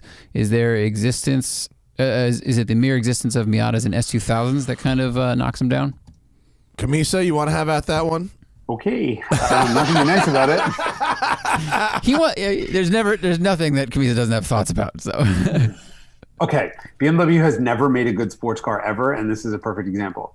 It's based on a sporty luxury sedan, effectively, and it's 1,000 pounds obese. You're never gonna have a wonderful sports car, no matter how beautiful it is. And the Z3 is beautiful, but it drives like a neutered sedan. It doesn't drive as well as the sedan that it's based on, and frankly, and what is good for a sedan is not good for a sports car. Mm-hmm. You ever fuck with a Z1? Yes. A Z1 seems like where it's really at. Yeah. Because the body's made of plastic, and so it doesn't weigh as much. And they weigh 2,800 pounds, which is the same. So it is an E30. It's the same. It's basically my wagon with a plastic convertible body on it. Has anyone ever done like an S54 swap in a Z1? That would be the jam. With the roll down door. That'd be so sick. You twist it like a pretzel when you drop the hammer. It's got to have such a soft chassis. That'd be fun. I would do an S50 B32. Did you drive one? Oh yeah. Is it awesome? It's awesome. It's awesome. So that is. So actually, maybe you've just proven me wrong when I said BMW has never made a great sports car, because that 328 in the back is actually one of the best pre-war cars. Well, it is the best pre-war car, period. And then that Z1 is sports car. I guess it's probably more of a GT, but it's fun. It sounds great because it's an M20. It's 325i motor. And it sounds good. The steering's good. It looks great. I always like the seats on them. I thought the seats were very cool on these. Neat looking. The whole car is just a cool project. These are really expensive to get in America right now, though. They went from 30 grand to 100 grand in about 2 years. Whoa. I was in the process of trying to buy one from some woman in Berlin, and it was 30,000 euro. Yeah. And we were 1,000 euro apart from each other, and I went and had a pre-purchase inspection done because I couldn't go. And it came back and it needed like $3,500 worth of stuff. And I'm like, okay, so just knock 3,500 off, or 3,500 euro of the price, and I'll give you a full asking price. And she's like, no, I don't think so. And I'm like, all right, then I'm out. And like a week later, the car's worth fucking $90,000. I was so pissed. Damn it! There goes my shot to ever own one. Yeah, no, they're super expensive now. The time to buy one would have been 5 years ago when they were worth 6 pennies. I'm hoping that happens to Lotus Elise's because I already have mine. Yeah. So waiting for that moment. Well, on a related note, Joe Leonard says, in what ways has BMW lost what made them great? What car brands like this, what can car brands do to regain their prominence? Well, what has BMW lost that made them great? Literally everything. It's like a wind-up toy. Yeah. I just don't think any, other than the M2, I don't think any of the cars that BMW makes are appropriate for the brand, or what people expect from the history of the brand, which was, involvement, like good engineering, simple engineering, and involvement. They are vastly overcomplicated. pseudo luxury cars that try to hit this ultimate driving ideal in the wrong way. It's all numbers, and never about the way they make you feel. Plus, they got 4 times the size they should be. Like a current 3 Series is bigger than an old 7 Series. Yeah. They've lost literally everything. I'm with you, despite the fact that I did enjoy my week in the X3M. It's not that they're horrible cars. No. Most of them. X3 is, I think, the best product that BMW makes overall. Like, I think it's better than 3 Series. But I don't think it's what BMW should be making. Like, put it this way, the 3 Series is definitely not a 3 Series. There's nothing 3 Series about that. It's not the best driving car in its class. It's not simple. It's not small. It's not involving. It doesn't do anything well. What's the point? Why would I buy that over a Mazda 3? You know what makes a good 3 Series? Hyundai the Genesis G70 is a very good 3 Series. Yeah. It's a very the Alfa nice Giulia. Giulia. I mean, the Alfa Giulia is the best 3 Series on the market. Up there with the Genesis stuff. And how could they get it back? Understand who you are and have the confidence to stick with it. I mean, the car companies that we like the most are the car companies who understand that you're not going to be everything to everyone, but you're going to be everything to someone. And that's, like Porsche GT cars. Not everyone wants a GT3, but the people who want one really want one. And AMG for the longest time before they sold out with these like pseudo AMG Sport versions, understood like this isn't going to appeal to everyone, but it's going to be really great for a lot of people. And the Germans are very bad at saying we're going to keep this a niche. So Lamborghini Urus is the best example of that. Like, come on, it's not a Lamborghini. It's a fucking Audi Q8 with a Lamborghini body on it. And that's the beginning of the erosion of that brand. Then it just becomes it's another variant in our portfolio of platform shared vehicles. It seems like BMW, they're just going after as much money and as many markets as possible, and then using the roundel and just saying like, remember, we're the ultimate driving machine. It's like, even though they haven't been that for 10 years, 15 years, and so many of the models aren't that at all. Yeah. But like, I wonder how long you can kind of ride on that, on the cred that you built over a while, 30 years. A while. You can get a lot. It's got a long tail on it. And if the market is big enough where most of the people that are buying the cars don't really care that the car isn't the perfect thing that we love, do they care? Well, most people, I don't think, see the nuance that folks like us see. Right. Most people don't drive as many comparative vehicles as we do, and if they do, they just drive it around the block or around their town. They're not taking everything in the canyons, and they see good magazine numbers and they go, well, that's a half a second faster at whatever, and they equate that with being better. Totally.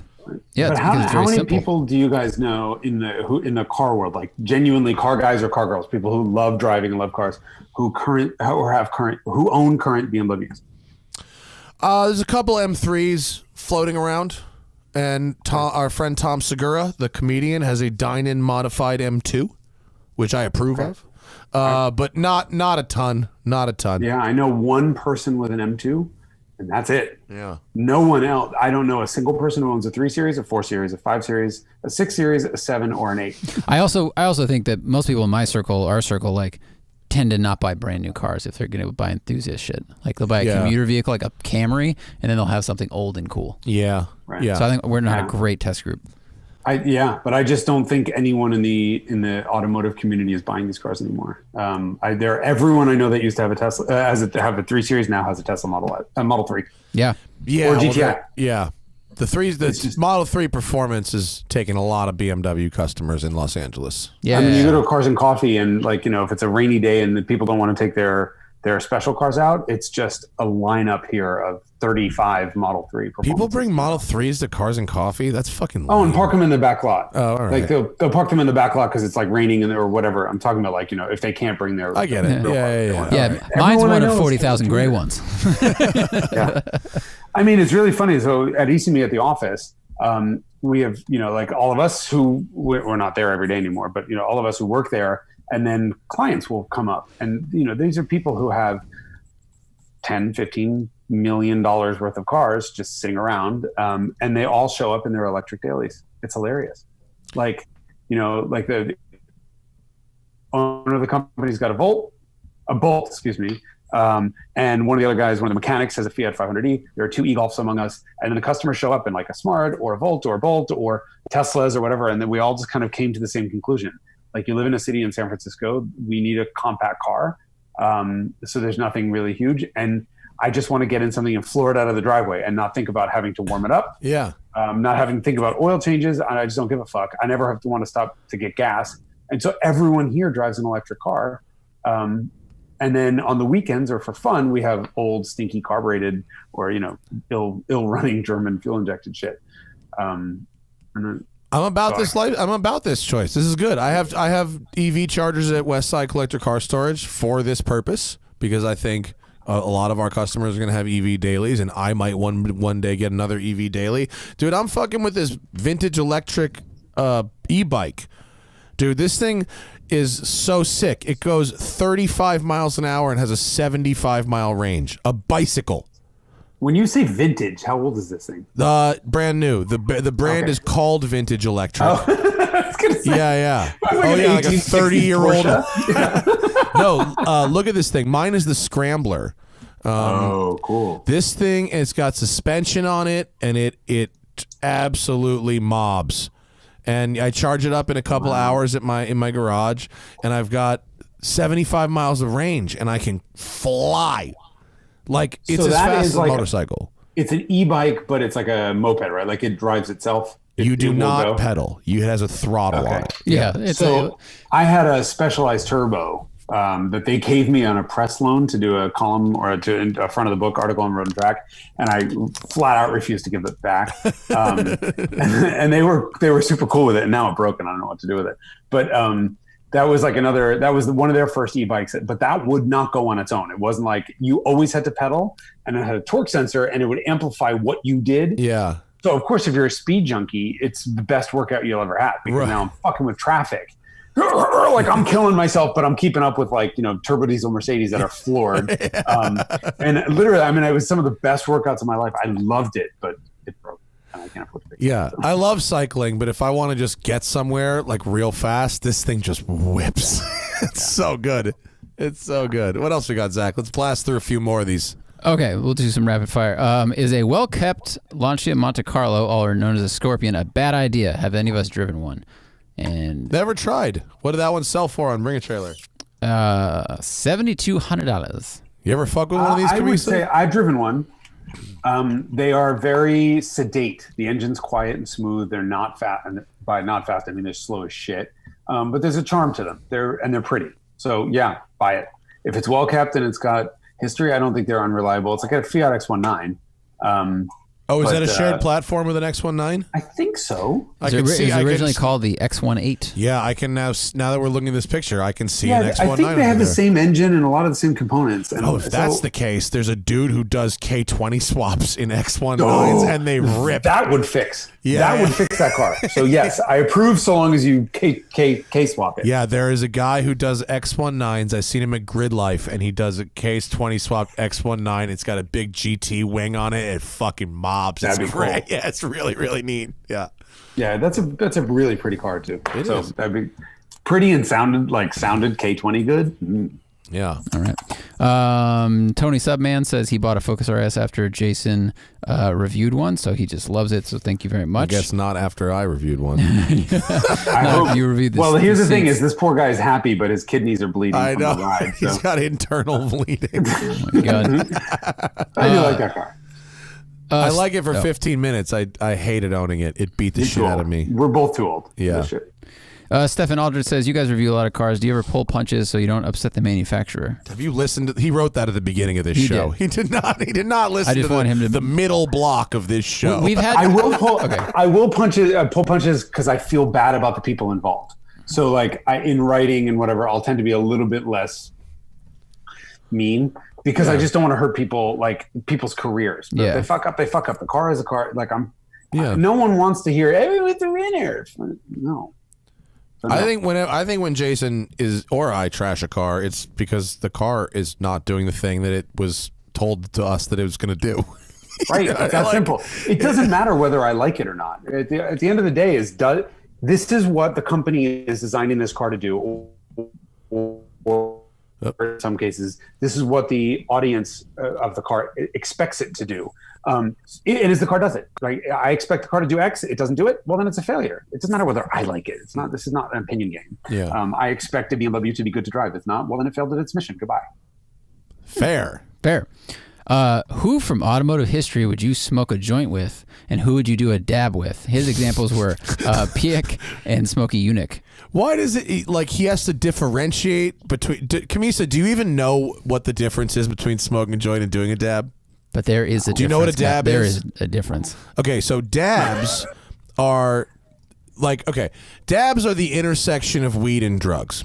Okay, so like one time there was a coca leaf that these dudes in South America would chew on, and they'd get a little tingly going, right? And that became refined, and then eventually we got crack in Washington D.C., right? So the dabs is where weed has its crack moment.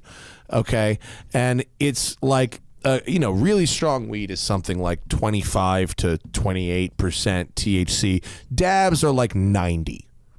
So yeah. Okay. Yeah. No. So the question is, the translation of the question is, who would you like to get high with, and who would you like to get really high? Yeah. Who do you want to go sailing with? Who do you want to go to space with? Yeah. Right. So the second one sounds more like, who do I want to fuck? And the answer is no one.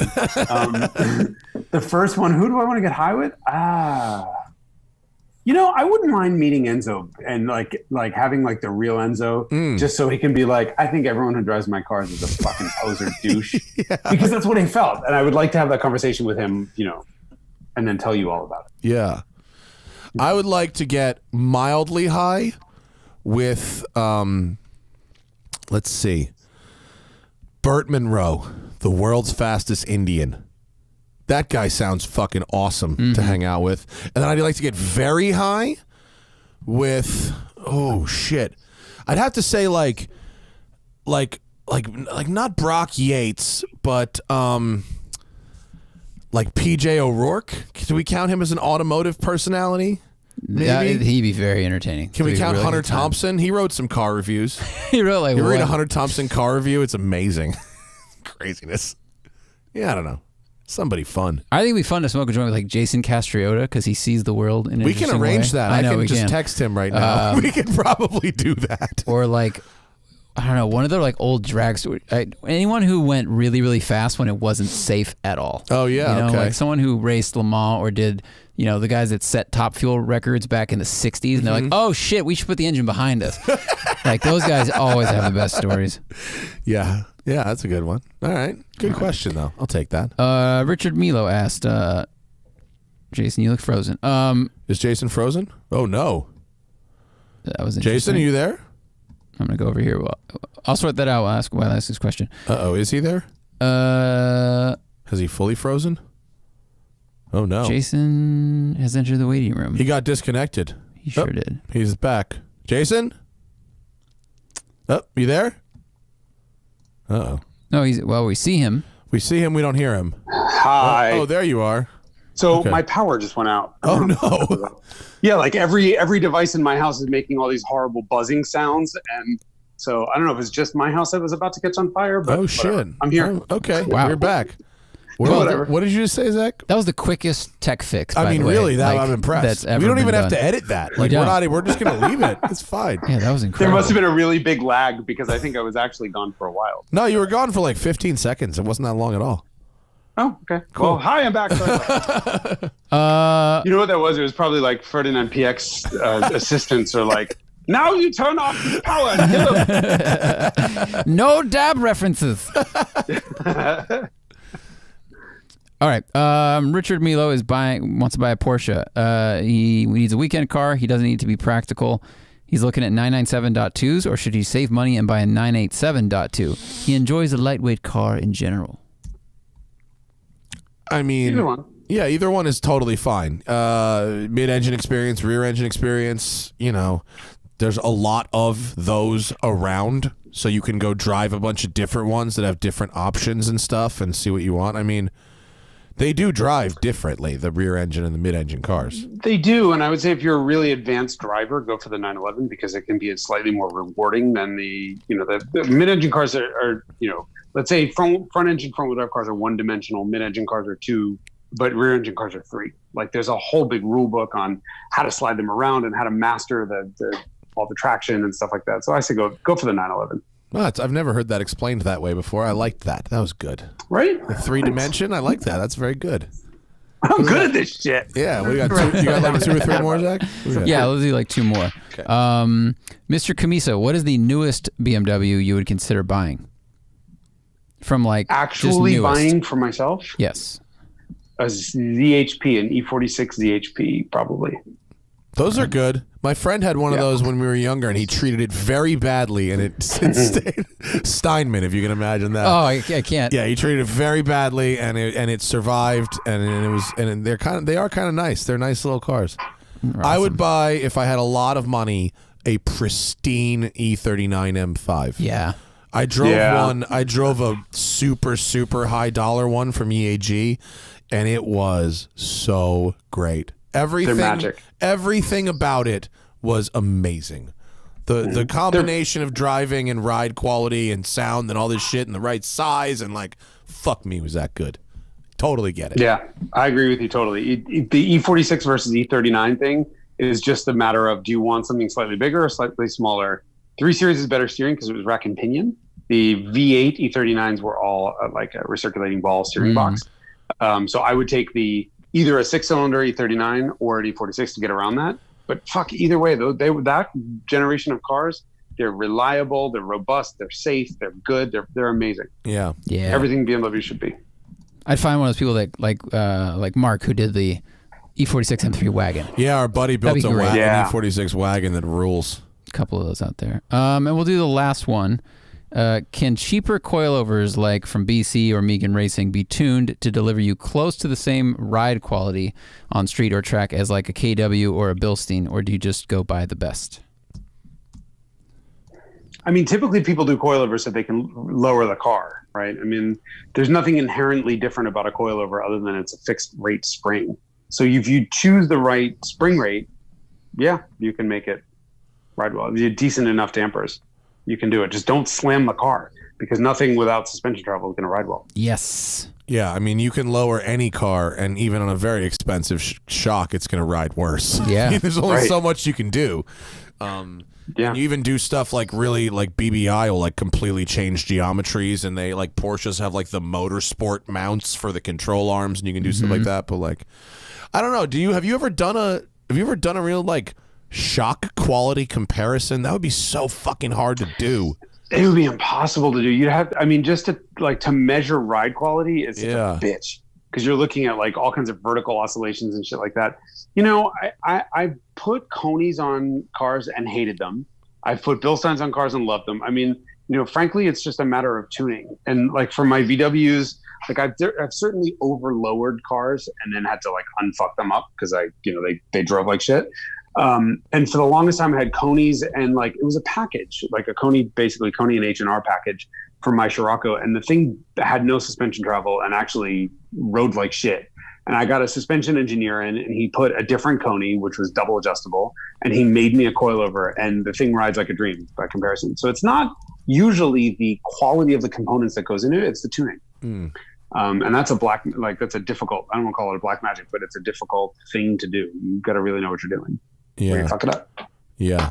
So I've driven on cars that had BCs and stuff that were set up fine and rode okay. You know, and I don't know about the longevity. I don't know if a BC shock is good for 30,000 miles and a KW shock is good for 100,000 miles. I'm not really sure. I don't know. They also make, like, BC and Megan both make big, there's a big variety in their product catalog. Like, you can get highly adjustable shocks, then you can tune them. Or if you get one that's not adjustable at all and you bolt it on, like, then of course you're limited. Yeah. And, you know, the bolt-on non-adjustable may feel different than a more expensive brand just because there's different valving inside. Yeah. So, I don't know. Right. Yes. Yeah. Cheers. Last one. Last one. You guys both loved the previous gen Aston Vantage. What do you think about the 08 DBS manual? Nice car. Sweet car. Freddie bought one. I've never driven one. I drove one. It's good. It's got, I mean, it's a V12 with a nice 6-speed stick. The shift action is more like the Vantage. The shifter feels a lot like the Vantage, especially the V12 Vantage, if you ever try that from 2011, which is my favorite Aston of all time, I think. Did you drive the 7-speed V12S manual? I did, and I preferred the 6-speed regular one. I know. Hold on, I wanted you to put like a gasps in Spanish. Sacrilege. Tell me why. So I never drove the 6-speed manual non-S. Only drove the 6-speed single clutch thing. Right. Why would you like the 6-speed better than the 7-speed? I don't think having a dogleg first gear did much for me. Like it made it like maybe a little faster to 60, but other than that, It actually made it slower. Did it make it slower? That might happen too. Yeah, because the 1-2 shift on a dog leg is a pain in the ass. Yeah. No, it didn't do anything for me. I would rather just the power gains were modest. I couldn't tell the difference in whatever the tuning was because it was a couple years apart driving one to the other, and I just think that 6 is the right number for an H pattern shifter. I haven't. I agree. I've never driven a 7 where I was like, oh, thank God this 7th gear is here. You know. I don't see. I don't mind it. Like if it's done right, like 911, where 7th gear doesn't exist. I don't know. Correct. You'll know this, but most people don't. Where 7th gear actually doesn't exist unless you're in 5th or 6th. So if I'm in 3rd and I go all the way to the right and then back up again, I wind up in 5th. Like the 7th gate doesn't come available until you're in 5th or 6th, and then there's like a little solenoid that opens and you can get in. That doesn't bother me at all. And it's like, okay, it's a cruising gear. The reason that I love the Aston 7-speed, first of all, I should say when we tested at Motor Trend, it was identical 0 to 60 starting in 2nd or in 1st. Oh. So there was no gain from that. But part of that was that it was geared so stupidly short. So like a Miata is like a 33 mile an hour first gear, and then 52 in 2nd, and then like 77 in 3rd. And that's one of the wonderful things about being in a Miata is you're in a car that's quick. But that's just gear. And the 7-speed V12 Vantage S was geared almost identically to a Miata. So you have this 560, I think it was, horsepower V12 that does like 49 or 51 miles an hour at redline in 2nd gear. So just going through town, you're like, and like I love interacting with a car like that. I love having to shift like that, and that just made me giggle. The 6-speed was geared normally. Yeah, I think you are probably right. Zach had a picture of the shifter pulled up, and I remembered what it was that I didn't like so much about it because my Countach has a dog leg, and you've got a dog leg car too, don't you? 2 of them, Mercedes on the Ferrari. Okay, yeah. So with the 5-speed dog legs, for some reason, it just makes more sense. With the 7-speed, once I get that thing out of first gear, mentally, I keep just feeling like I'm in a 6-speed until I have to like remember again that She's driving this is really 2 a the whole 7. time. Yeah, it's just I keep like, and yeah, it doesn't mentally compute.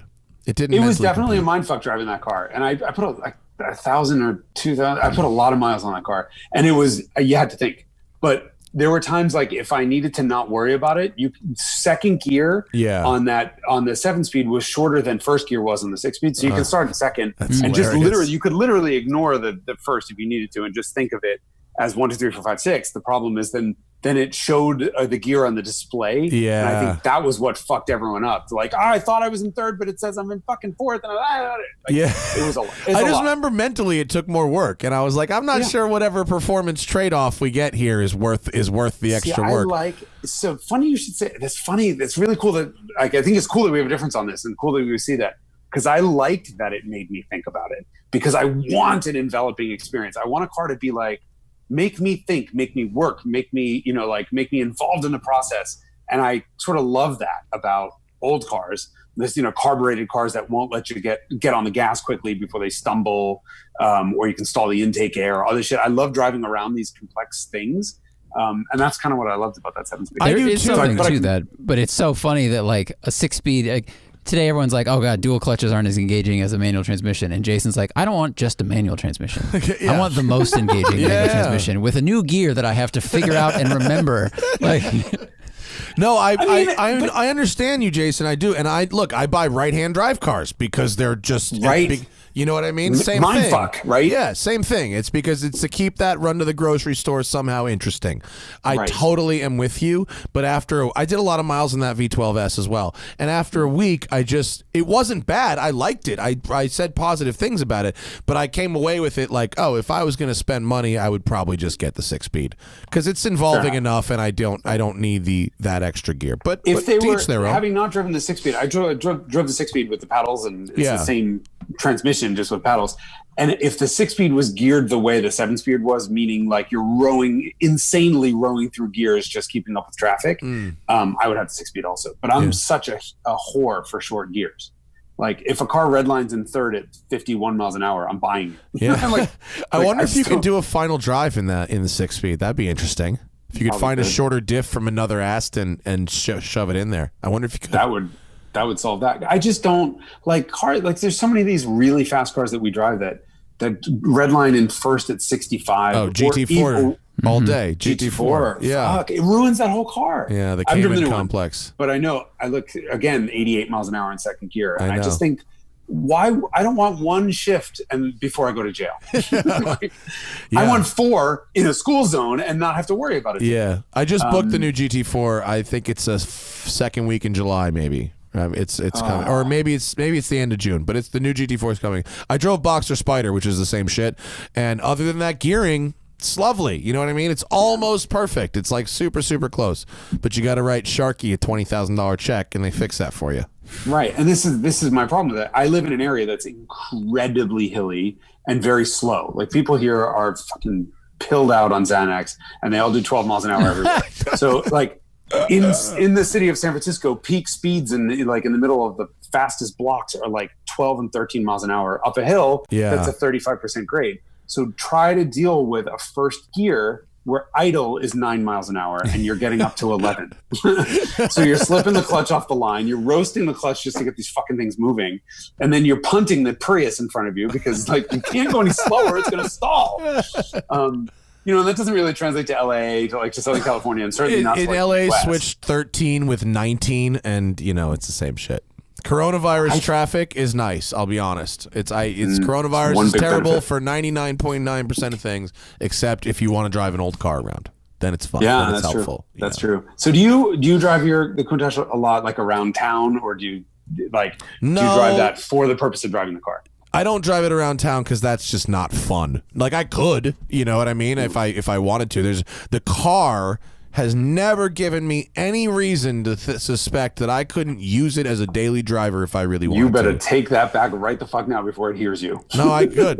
Knock wood though. Okay, good. I drive it. Driving it is the activity when I drive it. Yeah, I drive it once a week. I do about 50 miles. Maybe a little more. That's great.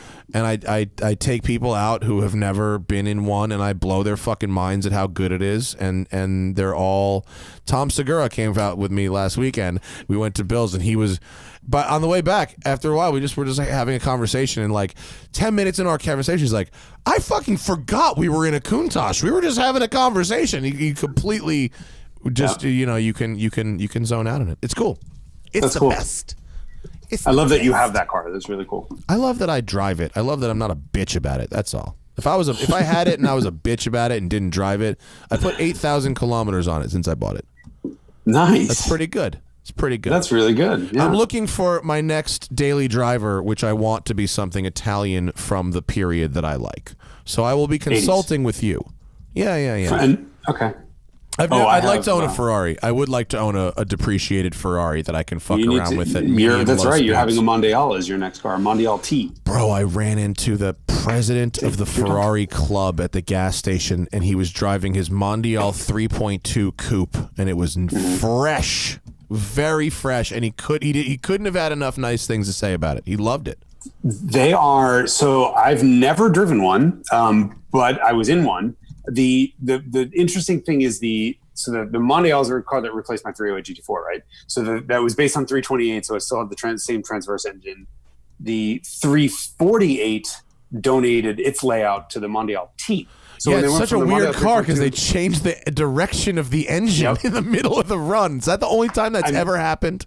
No, I actually came up with a list. There's like a bunch of weird bizarro cars that have also gone from transverse to longitudinal, and like other weird ones like Lancia Delta actually switched the head so the exhaust was on the back for a while and then became on the front. Oh shit. But yeah, it's very rare to see like a longitudinal transverse change like that. That's a way bigger change than the head. Wow. Yeah.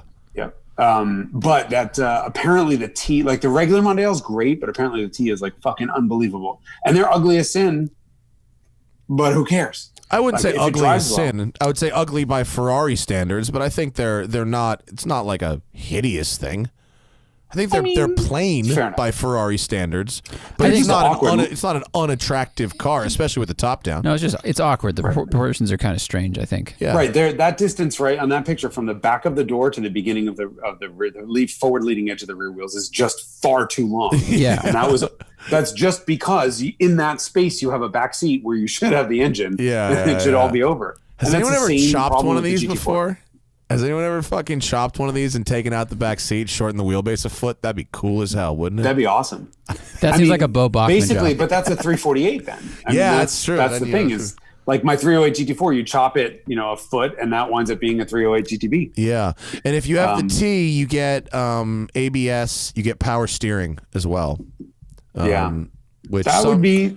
This one's on Bring a Daily Trailer, no Driver, reserve right now. Straight up, it's got miles on it, but it's no reserve. I think it's got 45,000 miles or something on it. It's nothing. I know. I don't give a shit. Yeah. I don't fucking care. I want to drive it.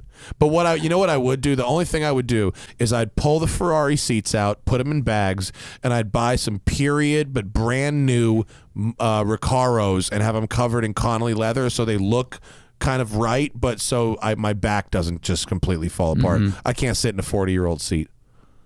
I approve of this whole thing. We've solved your daily driver problem. Yeah.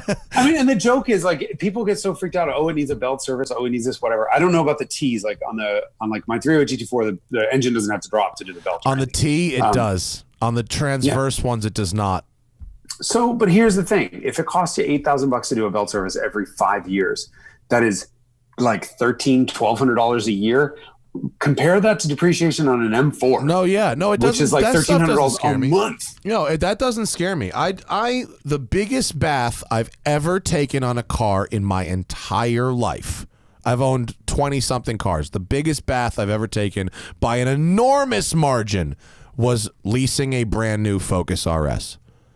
Wow. Leasing Mine was a Focus Corolla RS. DX. Really?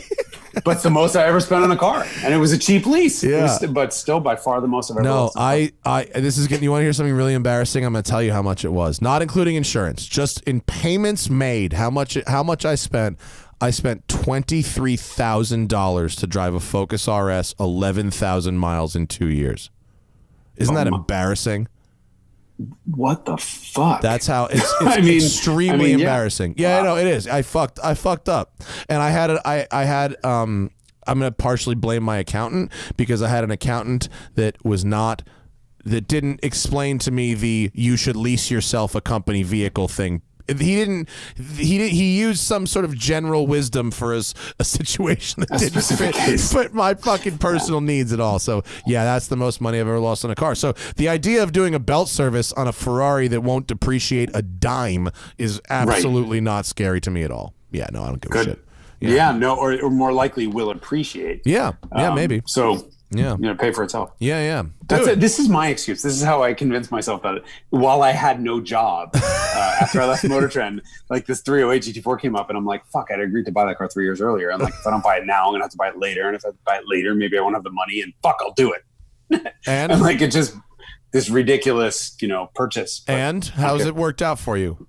I love it. I'm gonna go as soon as we're off of this call. I'm gonna go and get it because I haven't seen it in 2 weeks, and I'm making me upset. It's at the warehouse. I love it. I absolutely adore that car. It is started out at as a new unknown acquisition and slowly crawled its way up the book in my little black book of the number 2 of my cars. Like if I had to get rid of my cars right now, the last 2 I would sell would be the Scirocco is definitely the last, but then the 308 GT4. Oh, that's good to know. It's my second favorite. Oh, good. Magnificent to drive that car. Just absolutely unreal.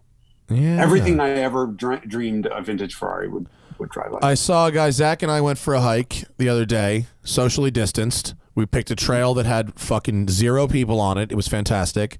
And as we were approaching the trailhead, came a guy just zooming in a fucking in a 308 GT4. He was chasing someone in a 911T, and he had a big old smile on his face. He was really enjoying They himself. probably weren't going fast because No, they weren't going fast, but it sounded good, and the smell lingered for several Yeah, it seconds. the smell of mild blow by. Yeah. We mopped up some gasoline off the ground and poured it into our car because we were running low. It does have 4 Webers. 4 of them. I have never, I mean, seriously, so it is, interestingly enough, all of my cars other than the Lotus and the e-Golf, so like those are my 2 modern cars, all of them do 0 to 60 within like 0.2 of a second of each other. Like they're dead nuts even. That's very fast-wise. funny. This is Cammisa speed. Yeah, this sounds fucking. I have no life. I'm sorry, but the joke is that if I raced the Scirocco and the Ferrari, they would be probably within half a car length from 0 to their top speed, and the Scirocco gets 3.8 times the fuel economy. Jeez. It's more. It's literally like the Scirocco get 36, 38 on the highway. The Ferrari gets 11. Wow. Like the Scirocco gets 29 to 30 in normal driving. The Ferrari gets 9. And what's the difference in year? 75 to 87. Yeah. They had figured but it's just the some difference things between out. carbs, like a 16 valve. So the Ferrari makes more power but weighs more. But it's a difference between a 16 valve V8 and a 16 valve 4-cylinder. And the Ferrari's a 2.9, the Volkswagen's a 2-liter. So you have like fuel injection, even though it was Bosch CIS, which is like barely fuel injection. Versus carburetors. Carburetors just, were horrible, horrible devices, but they sound so good. I know. I'd be happy with my shitty fuel economy and that sound. 4 Webers is good. That's a good thing. Yeah. There's no substitute for that noise. For sure. Dude, thank you for doing this show. This was an excellent Thank you for having episode. me. We are always happy to have you. Get some more of Always fun. Jason's shit at ecme.com and the Ecme YouTube channel, ISSIMI, Ecme Official on YouTube. And of course, Jason Cammisa on Instagram, CAMMISA. Hey, what's that discount code, Cammisa, for those LED So you go HID to the lights? retrofitsource.com, and the discount code is my last name in all caps. So capital CAMMISA, and it's 10% off of all products. And if it doesn't work for whatever reason, scream at them. Are you going to put these in other of your 80s vehicles? Do they have a factory enough look that it's worth doing? They are 100%. There's just a bulb replacement. So okay. It looks 100% factory. I have HIDs in most of my cars. Oh, okay. Frankly, when you're driving a 30 or 40-year-old car around at night and that weighs a third of what modern SUVs weigh, I'm very, very sorry if I'm slightly blinding you, but I need you to see me. Yeah. My old cars, all 3 of them, the Delica, the 911, and the Lambo, all have fucking horrible lights. I don't know if I would do the swap in the Lambo just for originality, but in the 911, I could really use a little extra. So 'cause you can't all run it the is, fogs. so the I can, 911s. but not. So what kind of light bulbs? If you have we can talk about stock. this offline, but if they're sealed beams, you just literally replace the sealed beam with like Hella makes a Euro version of that with an H4 bulb in it and done. Oh, so all it right. looks perfectly It's the factory. stock. And It's the stock light, whatever it is. Yeah. It's the stock light. I'd replace them all. The only old cars that I have on stock lights are my Mercedes because they were really good from the factory, and the Ferrari because I haven't gotten around to putting HIDs and LEDs in it yet. But I can't not. I mean, I have these are the original non-halogen bulbs in the Ferrari. So you might as well put your iPhone in front of the car. And to see with. Yeah, doesn't work. But it's honestly, it's safety. I mean, I need to be able to see at night. For sure. And the difference in light output, you guys will see the post I make. The difference in light output between the factory halogens in the e-Golf versus the Morimoto HIDs is obscene. And I purposefully went for a drive in a friend's car with my car behind. He was driving my car behind me. Didn't blind me. I mean, it's slightly brighter than stock, but it's like unbelievable the difference. So. Cool. Code Night and day, Cammisa. I would say. Fucking do it. There you go.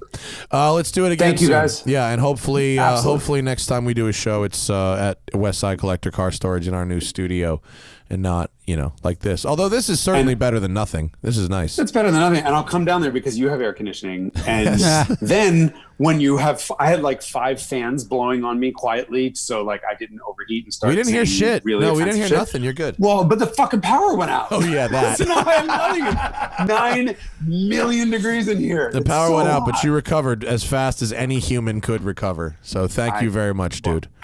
My pleasure. Thanks for having me, guys. That's our show. Rutledge Wood is here Thursday at 5 p.m. Pacific, 8 p.m. Eastern. I am very excited. We haven't had Rudd on before, have No, we? we haven't. Oh my God, he said 6 years ago that he would do the show, and we're just getting around to doing it now. So very exciting. And then next week, check your live calendars. We got Doug DeMuro, we got Freddie Hernandez, Tavarish, and we got Craig Lieberman all next week from Fast and the Furious car coordinators. Now he's doing his whole BTS YouTube channel, which actually is very fun. So yeah, that mark your calendars, folks. Cammisa, you are the man, sir. We appreciate your time. Thank you. Thanks, guys. Go drive your Ferrari Thanks, now. And Can't I'm wait. going to Bye. drive home in an orange Aston Martin. That's our show. The Smoking Tire Podcast is powered by Shout Engine. Get your own damn podcast at shoutengine.com. It's easy. All you need is a microphone, a connection to the internet, some interesting friends who have something to say. See you Thursday at 5 p.m. with Rutledge Wood. Bye.